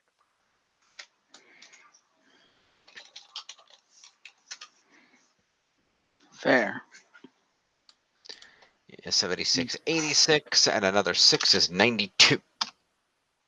Cool. All right. So after that, there was a commercial break, and then we came back to the Firefly Funhouse, which we talked about a little bit on SmackDown. Mercy the Buzzard was eating something. Abby the Witch asked what was up, and Mercy called her an old hag. Wyatt then grabbed it, and it was the beheaded rambling rabbit, and he told Mercy it's okay to express yourself, whether it's painting, flying, a kite, or ripping rambling rabbit to threads, and said that Mercy should be rewarded, and so the kids in the funhouse did not look happy to be there, and he said his thing. So.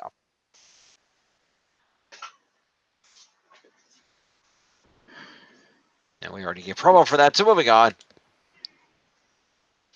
Replays the stuff from earlier. Seth Rollins cut a promo for the back saying that AJ hit him in the mouth for the 2nd straight week, and he told Styles the next time he walks away from him, it'll be with 2 black eyes and a broken face. Promo to Rollins. Let's go, Rollins. Clap, clap, clap, clap, clap.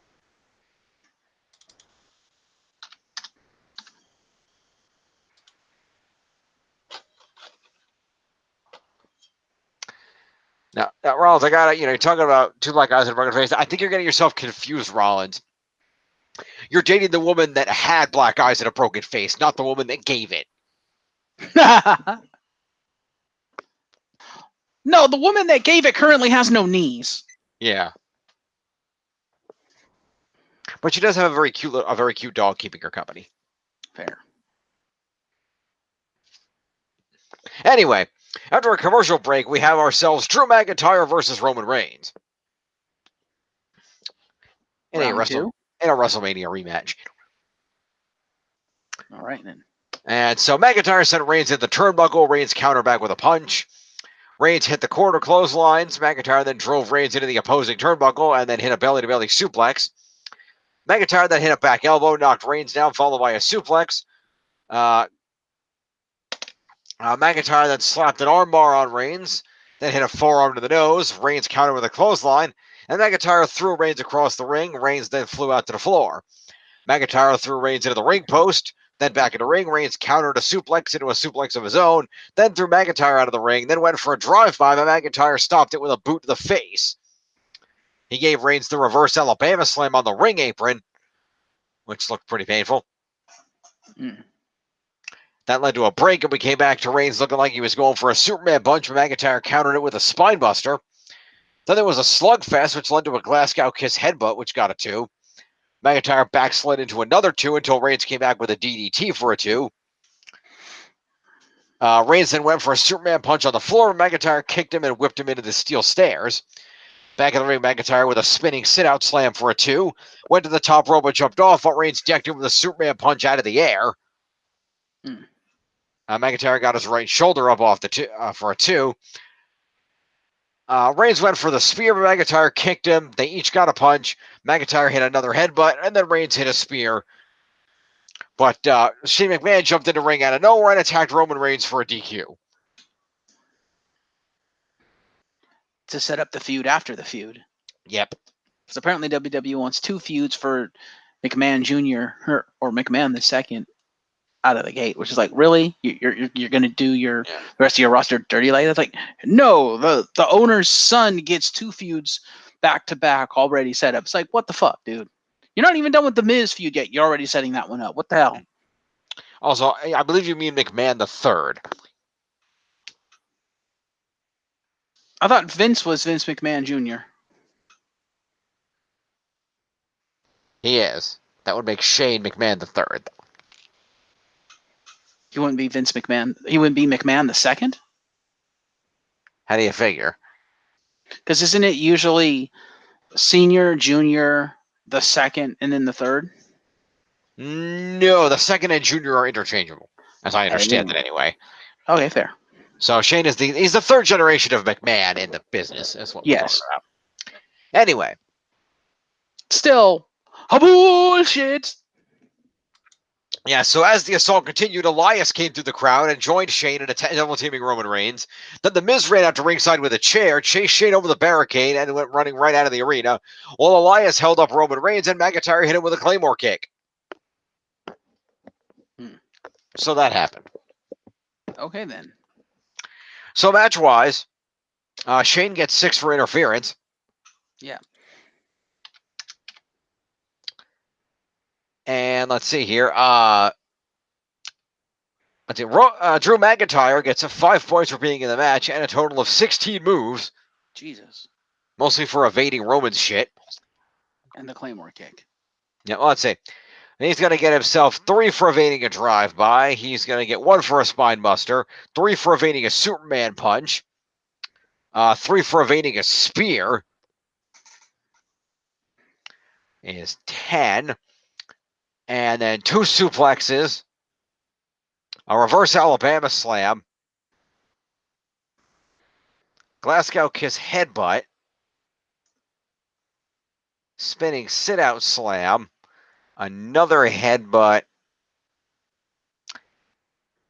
and then another an evasion of a Superman punch. That should actually be 19, not 16.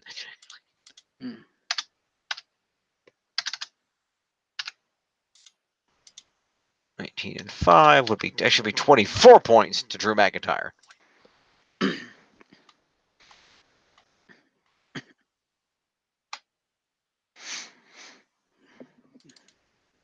Or puts him at 98. And Roman Reigns gets 5 points for being in the match. And he gets 7 moves. For the quarter clotheslines, a Superman punch, a spear, countering a suplex, and another clothesline. That's counting 7. Yeah, so 11 points to Roman.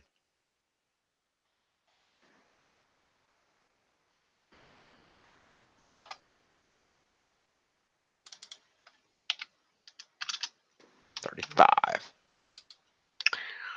Then Miz and Elias both get assault points, as does Drew.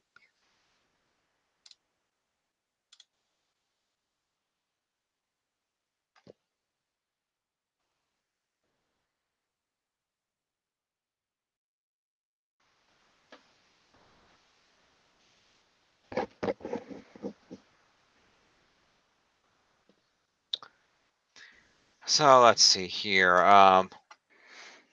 So it's Elias with an assault.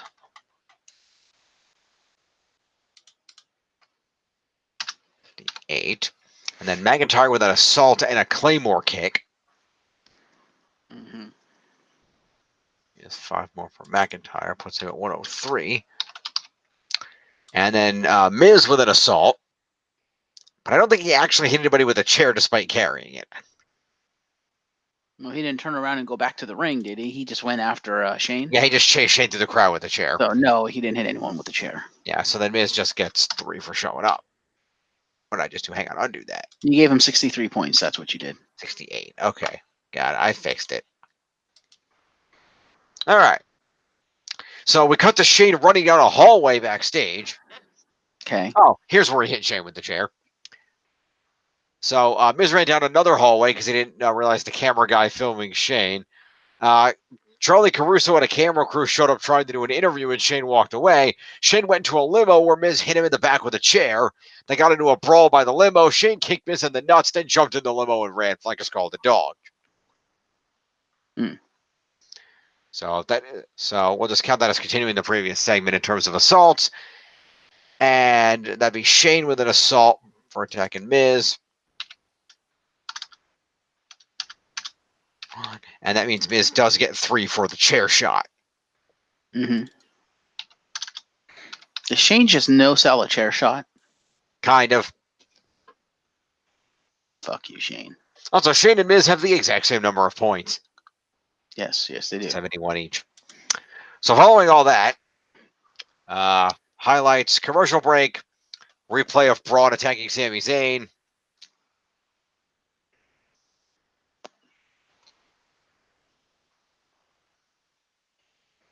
Okay. And? Let me see. So, next up, I don't know what the hell. What's next on the docket? So I'm trying to figure it out. It says there was supposed to be a match, but the match didn't appear to happen. Okay. So the Usos came out Okay. saying that the Revival called themselves the hottest tag team in WWE. I laughed Mhm. about this. And then the Usos had something they were advertising that they called Usi Hot, saying that when you perspire, you're on fire. Okay. Saying that the Revival were acting like they were hot. And Dawson and Wilder, who came out for the match, were flopping around the ringside area like fish. And Jimmy told Jay he didn't know what happened that quick and that fast. Dawson and Wilder then poured water down their tights, and Uso said that it was sweat activated, saying that you're not supposed to pour it on you, you're supposed to drink it. And Dawson and Wilder then went to the back while the Usos music played, and they laughed at them. Okay, then. So this is just a terrible fucking feud. Sounds like it. So promo to those 4 guys, I guess. And only mini to the Revival, I guess, unless you really want to feel pity on them and give them the full promo, even though they didn't talk. Yeah, I'll give them a full promo because they at least performed.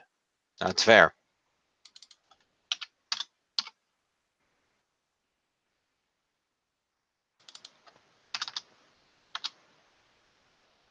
Dash Wilder. Scott Dawson. By the Revival, just a note, Revival, this is what you get when Vince offers you a new contract and you don't sign it right away. Oh, is that why this happened? Yeah, reportedly they were all. I think their deal expires in like September, and they were offered a new contract, but they haven't signed it yet, or something like that.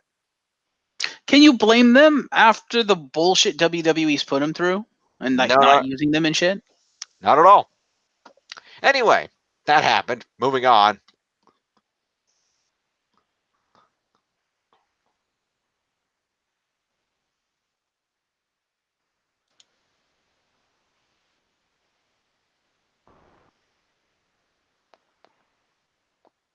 Wow.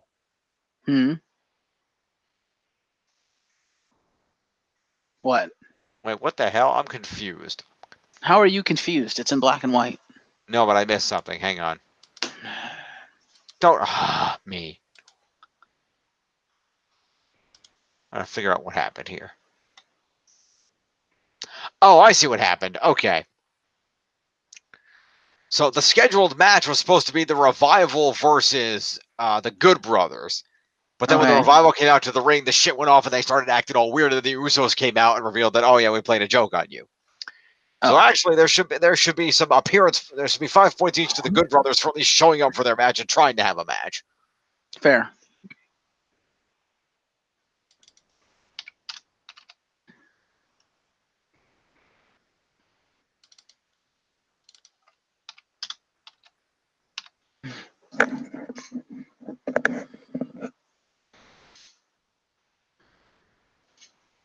Let's just go ahead and do this real quick, though, if we can.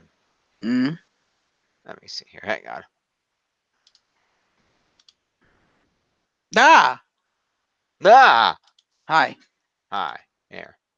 Let's do this real quick. This is off of at Wrestling Without Context. Mm-hmm. I can, Yeah. Hey, look, that's the Good Brothers. yeah. So, anyway, here's what happened.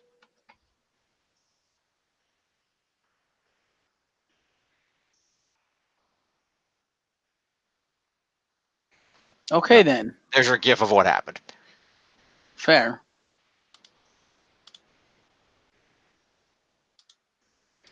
Yeah, I could see why people have heralded this Raw as the worst Raw ever. Yeah, this is not a good Raw.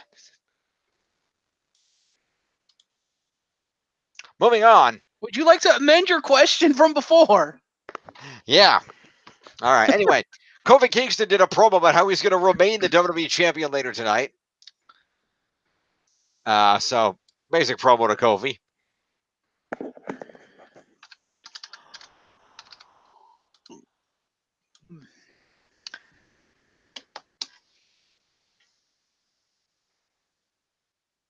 No Way Jose, we got to be on TV. Yay? Remember him?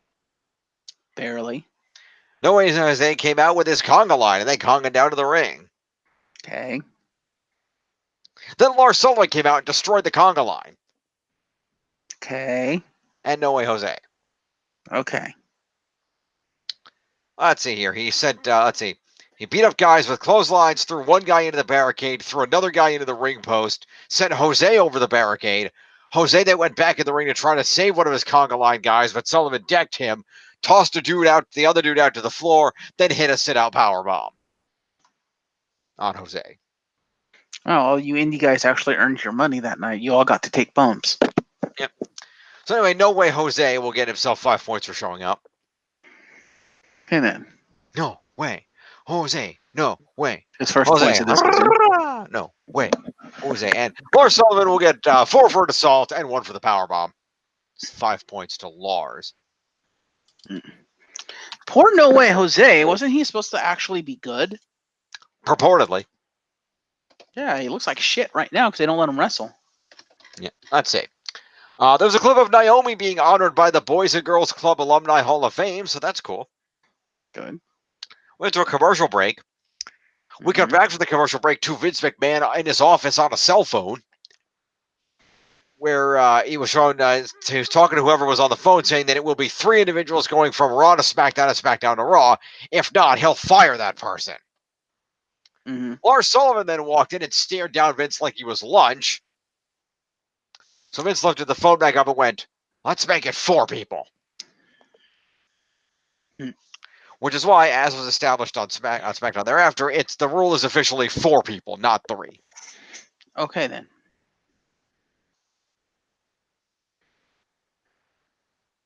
So I guess that's Minnie to Lars.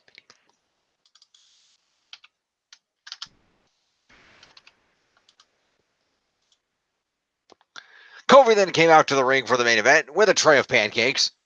He tossed them into the crowd. Daniel Bryan then came out without Rowan by his side. Mike Rome then did the big championship match introduction situation.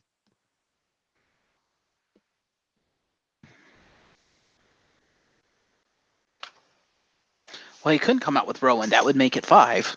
Yeah.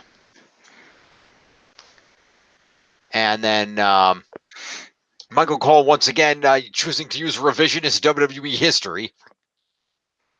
Is there any other history in the WWE? Yeah, saying that this is the first WWE Championship match on Raw in 3 years, clearly ignoring the fact that while it ended in a DQ, there was a WWE Championship versus Universal title match like a month ago. Yeah. That's true. Oh, crap. Mm-hmm. Completely unrelated, I just got an email from Disney telling me to watch the trailer to the Maleficent sequel. Yes, there's a teaser trailer for that. It's called Maleficent, Mistress of Mistress Evil. of Evil, yeah. We'll It deal with that. looks interesting. We get Hope Van Dyne in this movie. There you go. There was a trailer for something else that came out that I wanted to watch too. I don't remember what the hell it was. You completely missed that reference, didn't you? Went completely over your head. What, Evangeline Lilly's in the movie? No, Hope Van Dyne, not Janet Van Dyne. You got that reversed, dipshit. Oh, was it the other way around? I thought Janet was the younger one. No, Hope is the younger one. Janet Van Dyne Okay. has always been Hank Pym's wife. Okay, so we got Janet in the movie. Fair enough. She Anyway. plays the queen. That's fair. Did she play the queen in the first one? I don't think you ever saw the King and the Queen in the first one, but I'm not sure. Yeah, you did. The king was the entire premise, and it was the villain of the first one. Okay, well then, if you ever saw the Queen, then yeah, she was in the first one. Although people were surprised she was in this movie, so I'm guessing you never saw the Queen in the first one. Yeah. No, you're right. Because there had to be a different queen. Because in the first one, the queen was dead because the queen had died, and that's why King Stephen went crazy. Okay, so King Jackass apparently boned another chick and now has another queen. Well, King Jackass died via dragon at the end of that movie. So okay, so this is the new king and queen. Yeah, I don't know who the hell that would be because the queen, theoretically, the queen should be the little girl that Maleficent, was. Sleeping Beauty is the queen. Maybe this is a different kingdom. I don't know. Or maybe this is supposed to be years later and she is Sleeping Beauty. I don't know. Maybe. We'll check it out. Yeah. Anyway. So, main event. Kofi versus Bryan, WWE title. Kofi knocks Bryan out. Sorry, go ahead. I was going to say, as we all know, Maleficent doesn't age. Right. So, Kofi knocked Bryan out of the ring and then hit a suicide dive to go to a commercial. Okay. We then come back from the commercial to Bryan working Kingston over with an assortment of kicks. They ran the ropes. Kofi hit a back elbow, then a kick to the chest, and then a splash off the ropes got a 2. Bryan then monkey flipped Kofi out of the corner by stealing my move. Woo! Yes! No! That is the planet's move now, bitch. Anyway, Kofi went shoulder first into a steel ring post twice. Then back in the ring, Kofi with a boot to the face went for an attack off the top, but Bryan caught him with a double underhook slam into an armbar. Kofi kicked Bryan in the face to break free of that. Then they did a rope run leading to a double crossbody, which knocked them both down, and we went to a commercial. We returned for a commercial to Kofi kicking Bryan in the chest. Bryan then countered a running maneuver into a back body drop over the top out to the floor, where Kingston landed hard on the back of his head. Okay, then. Ow. The referee checked on him, and apparently he was okay. Bryan then whipped Kofi into the barricade. When he tried to whip him into the steps, Kofi climbed to the top rope and jumped off with a crossbody attack onto the floor. Back in the ring, Kofi went up for a frog splash on the back of Bryan for a 2. Kofi then went on offense. Bryan took him down and slapped on the lapel lock. Kofi got his foot on the bottom rope to break the hold. Bryan got that crazy Bryan look in his face, kicked the left arm of Kofi repeatedly. Kofi countered with punches and kicks. Kofi went for a quarter attack but missed, hit the turnbuckle, then managed to come back with a leaping clothesline though. Then hit a boom drop, went for the Trouble in Paradise, but Bryan drop kicked him in the leg. Bryan then hit a bridging German, got a 2 off it, went for the running knee, but Kofi moved, went for a Trouble in Paradise, Bryan moved. They each went for moves, and then Kofi finally managed to hit the Trouble in Paradise for the win and the retention. Okay, then. So Kofi with a retention. Yeah. All right. And a whole lot of points between the two of them.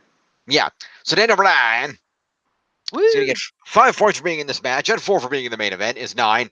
And 12 moves, which includes some kicks, a double underhook slam, a lapel lock, evading of a Trouble in Paradise, a drop kick, a bridging suplex, evading the Trouble in Paradise again is 11. And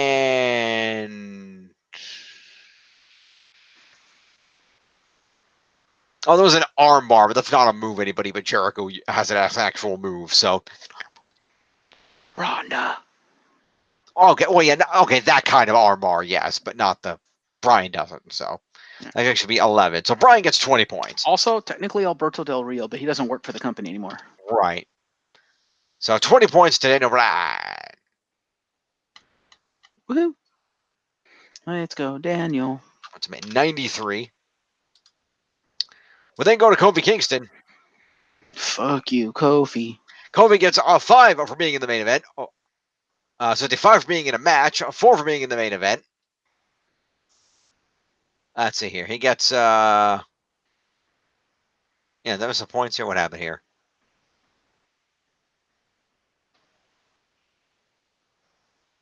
I see another 5 for winning the main event. I think I shorted Kofi points there. So let's see. Kofi Kingston gets 5 for being in the match and 4 for being in the main event is 9. He gets 20 for winning the match and 5 for winning the main event. It's 34. He gets 25 for retention of his title. 4 and 5 is 59.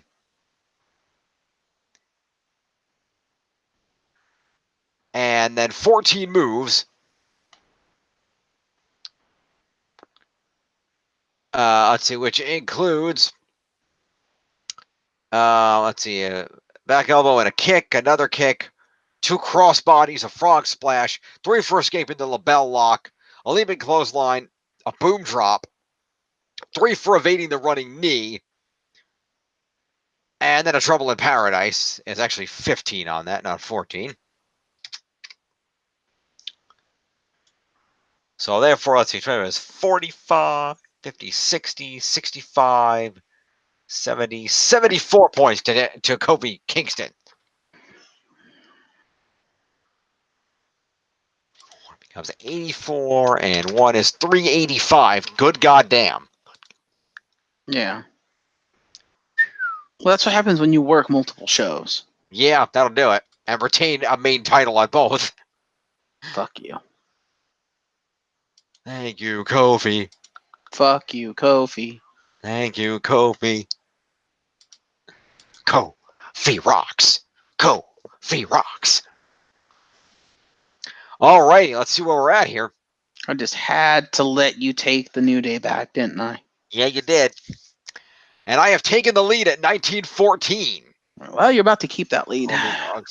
Because I got like nothing on 205 Live. All right, you're at 1876. Tip is at 1517 and 962 for Risa. Okay, then.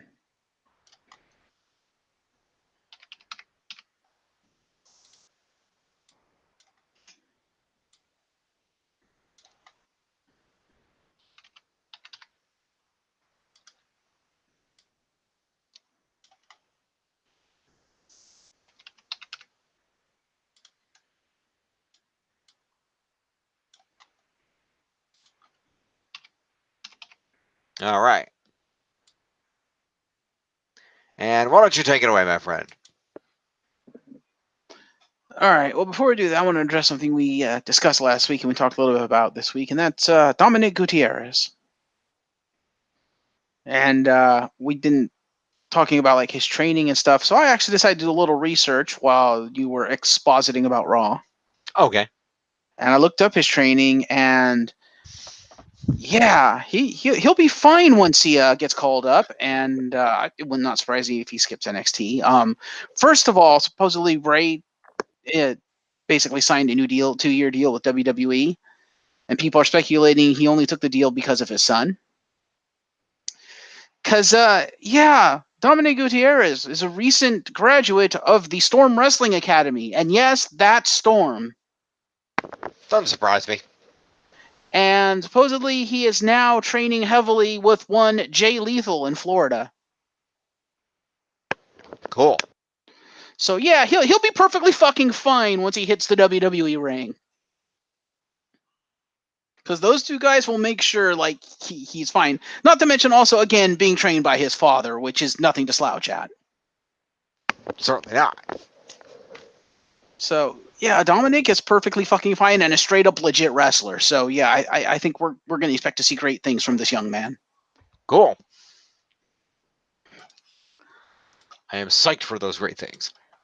Me too. I predict he'll be called up by the end of the next year, if not sooner. Well, we can hope. Like, it would not surprise me at all if Dominic does something to Samoa Joe. I can see that. So, 205 Live. So, we kick things off with the Canellises backstage, mentioning, basically talking about the main event match, which is Mike Kanellis versus Akira Tozawa in an ODQ match. And they mentioned that Brian Kendrick is barred from ringside. And they talk about how great that is, and that, you know, thank God that he's barred from ringside, and that, DM the GM saw fit to do that. Now this match will be fair. Cut to Brian Kendrick and Akira Tozawa in another part of the arena. Akira just standing there, of course, and Kendrick is basically saying, look, it doesn't matter whether I'm ringside or not. As a man who has faced Akira Tozawa in a no disqualification match, Mike, you're screwed. And he just walks off. And then Akira Tozawa looks straight into the camera, does his trademark Akira grin. So, promo to the four of them. Okay, then. Yeah, I love Kendrick. It's like, as someone who has faced this man in a no DQ match, whether I'm at the ringside or not, Mike, my friend, you're screwed. Just walks off.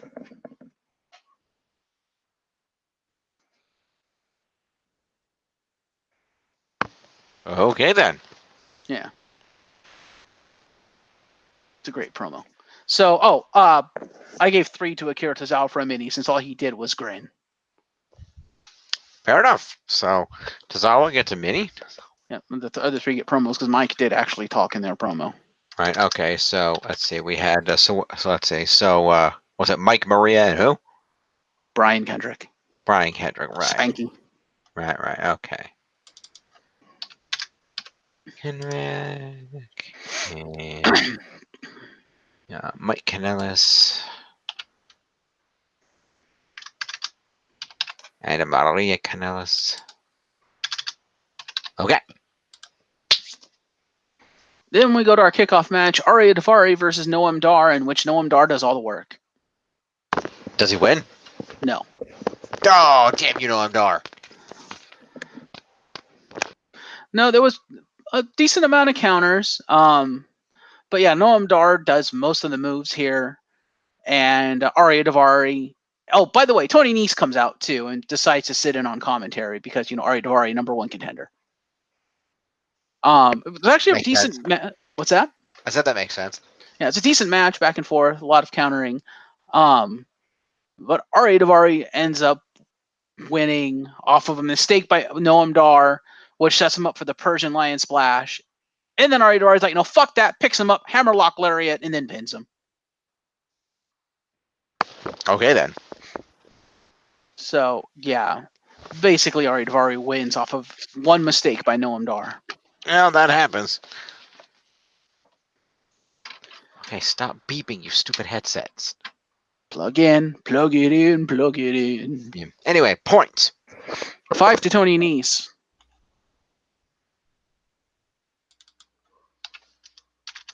Oh yeah, after the match, Tony Nese gets in the ring, just shows off the title and walks off. Just like, yeah, I'm the champ, bitch, and walks off. Mm-hmm. So Noam Dar. All right. So I know people are declaring themselves this and that of 205 Live. Mm-hmm. What I mean, other than being the champion, would Tony Nese be the abs of 205 Live? Ha! Yeah. I suppose. He is the premier athlete of 205 Live. Yeah. Anyway. Who the hell else was I giving points to? Noam Dar. Noam Dar, that's right. What did he get? 5 points for being in the match, 6 for countering a $1 million dream and a super kick, 3 for avoiding the first hammerlock lariat, 7 moves for a total of 21 points to Noam Dar. All right.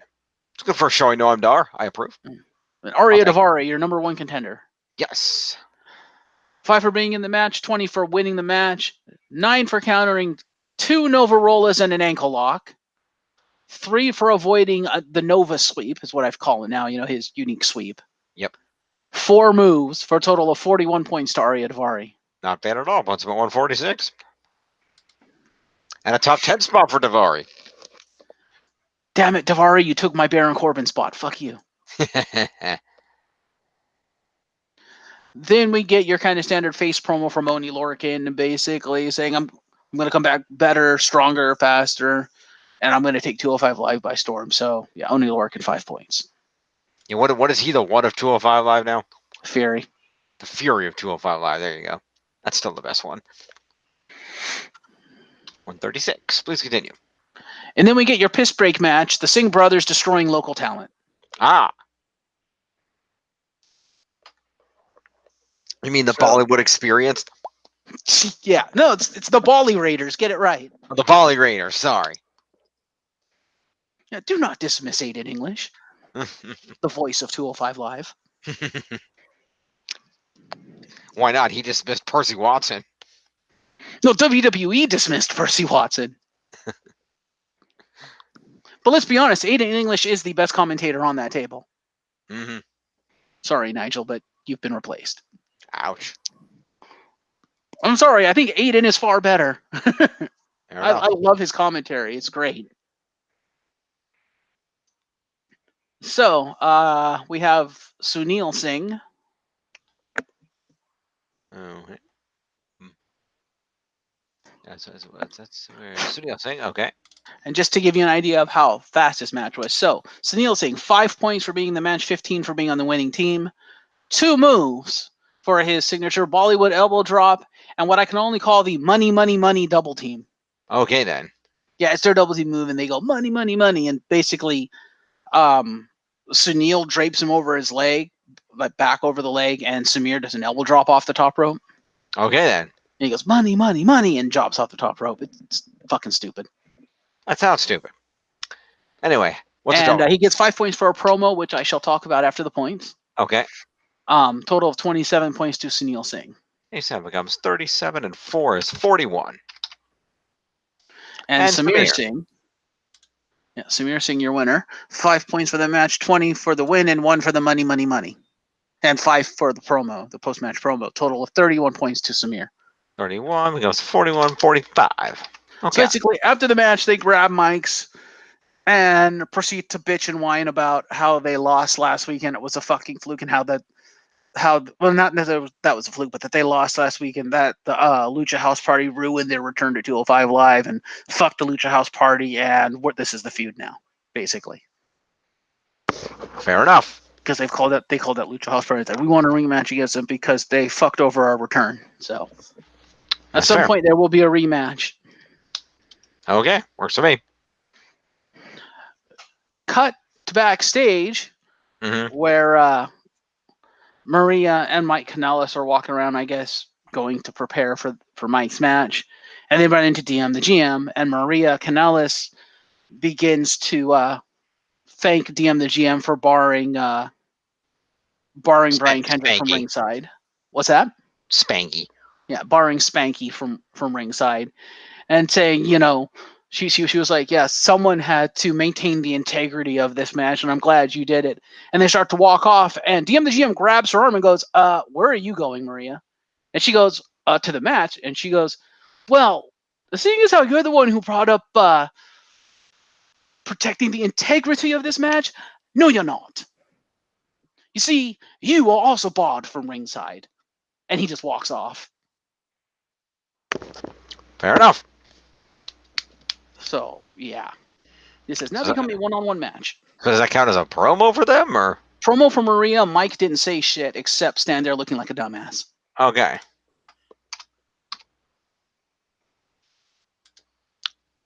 Continue. So then, So this might get a mini then. for what? Just standing there? I don't know. I don't know. Isn't that our policy? I usually give them a mini if they actually do something or contribute to the bit in any way. He just kind of stood there. He was the eye candy. Okay, fair enough. Moving on. So we cut to who's the interviewer for 205 Live? Is it Charlie Caruso? I have no damn idea. I don't want the show. We cut to the interviewer for 205 Live, interviewing Gentleman Jack Gallagher. Okay. And apparently this week they're visiting Simon. So yeah. Okay then. So because of that, apparently there's a fatal four-way this week, and it's going to be Jack and Carrillo, or Jack versus Carrillo versus two people from NXT UK. Apparently this week's 205 Live is going to be 205 Live versus NXT UK in the UK. So half the competitors in the matches this week aren't going to be scored. Okay then. Just so there's not going to be a lot of points this week, just to let you know. Good to know. So she starts interviewing him about that stuff, and he's like, yes, seeing as how my mustache has healed and I'm now cleared to wrestle, I am looking forward to wrestling in the UK. But before he can say much, Humberto Carrillo walks up behind him, and he turns around, and Jack gives him this kind of look of, what the hell are you doing here? And Humberto's like, hey, I just wanted to say, since, you know, we're both going to be in that fatal four-way match next week, I just wanted to say that I am looking forward to walking into the UK, finishing what we started by defeating you in your hometown, or, you know, defeating you in the UK. And he puts his hand out to shake Jack's hand. Jack kind of looks down at it, gives him this like evil eye, and slowly shakes his hand and goes, "You're welcome to try." And they shake hands, and Humberto walks away. Okay, so promo to them. Gallagher and 5 Humberto. points to those two. Yep. So either Humberto's going to become the most hated man in England, or I'm going to be fucked out of a shit ton of points this week. Yep. So that does not make me happy.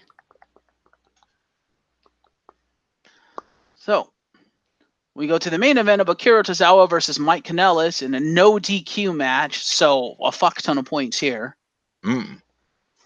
This surprisingly was a pretty good match, but then again, it's an Akira Tozawa match, so great is kind of his bar.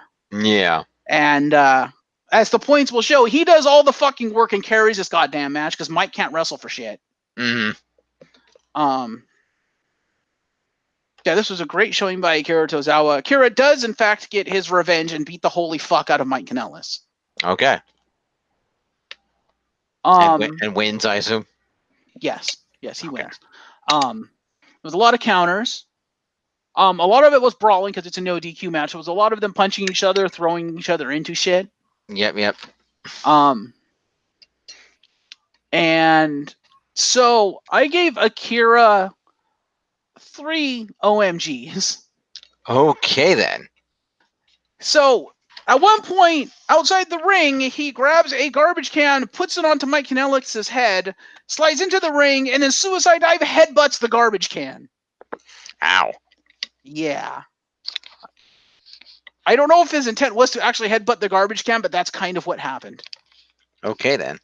So yeah, he suicide died garbage can head Mike Kanellis. Ouch. The other one is throughout this match, Mike Kanellis had seen fit to set up 2 tables next to each other outside the ring on the ramp side. Of course. And he proceeded to try to superplex Akira Tozawa through the tables. Akira Tozawa decided, no, that's not going to happen, and Super Hurricane Run both of them through the tables. Okay, then. And then the third OMG, and you can tell me if this one deserves it, but this is how Tozawa won the match. Once again, Mike Kanellis decided he was going to toss a bunch of chairs into the ring and never use them. Mm-hmm. So Tozawa was like, okay, I'll use them after he got Mike back into the ring at the end of the match. Grabbed all 3 chairs, piled them on top of Mike Kanellis, and then drop zoned him into hell. Ouch. Yeah, no, I'll give that an OMG. That qualifies. Yeah, that's how he won the match. Okay, then. So literally, this whole match was Tozawa using everything Mike Kanellis tried to use against him. Fair enough. Points. So Mike Kanellis gets 5 for being in the match, 4 for being in the main event. So that's 9 for being in the match, I suppose. Yep. Oh, 3 for specialty, so 12 for being in the match is the base. 12 for counters. He did counter quite a bit of things. Okay. And 6 moves for a total of 30 points to Mike Kanellis. What's Mike Kanellis at? 60 points. 61 points, I should say. And Akira fucking Tozawa, now that he's not on my team, Jesus Christ. Of course. So he gets the 12 base for being in the match. He gets 35 for winning the match. He gets 9 for counters. He gets 15 for the 3 OMGs. And he gets 11 fucking moves. Yeah, Wow. he did all the work. Total of 82 points to Akira Tozawa.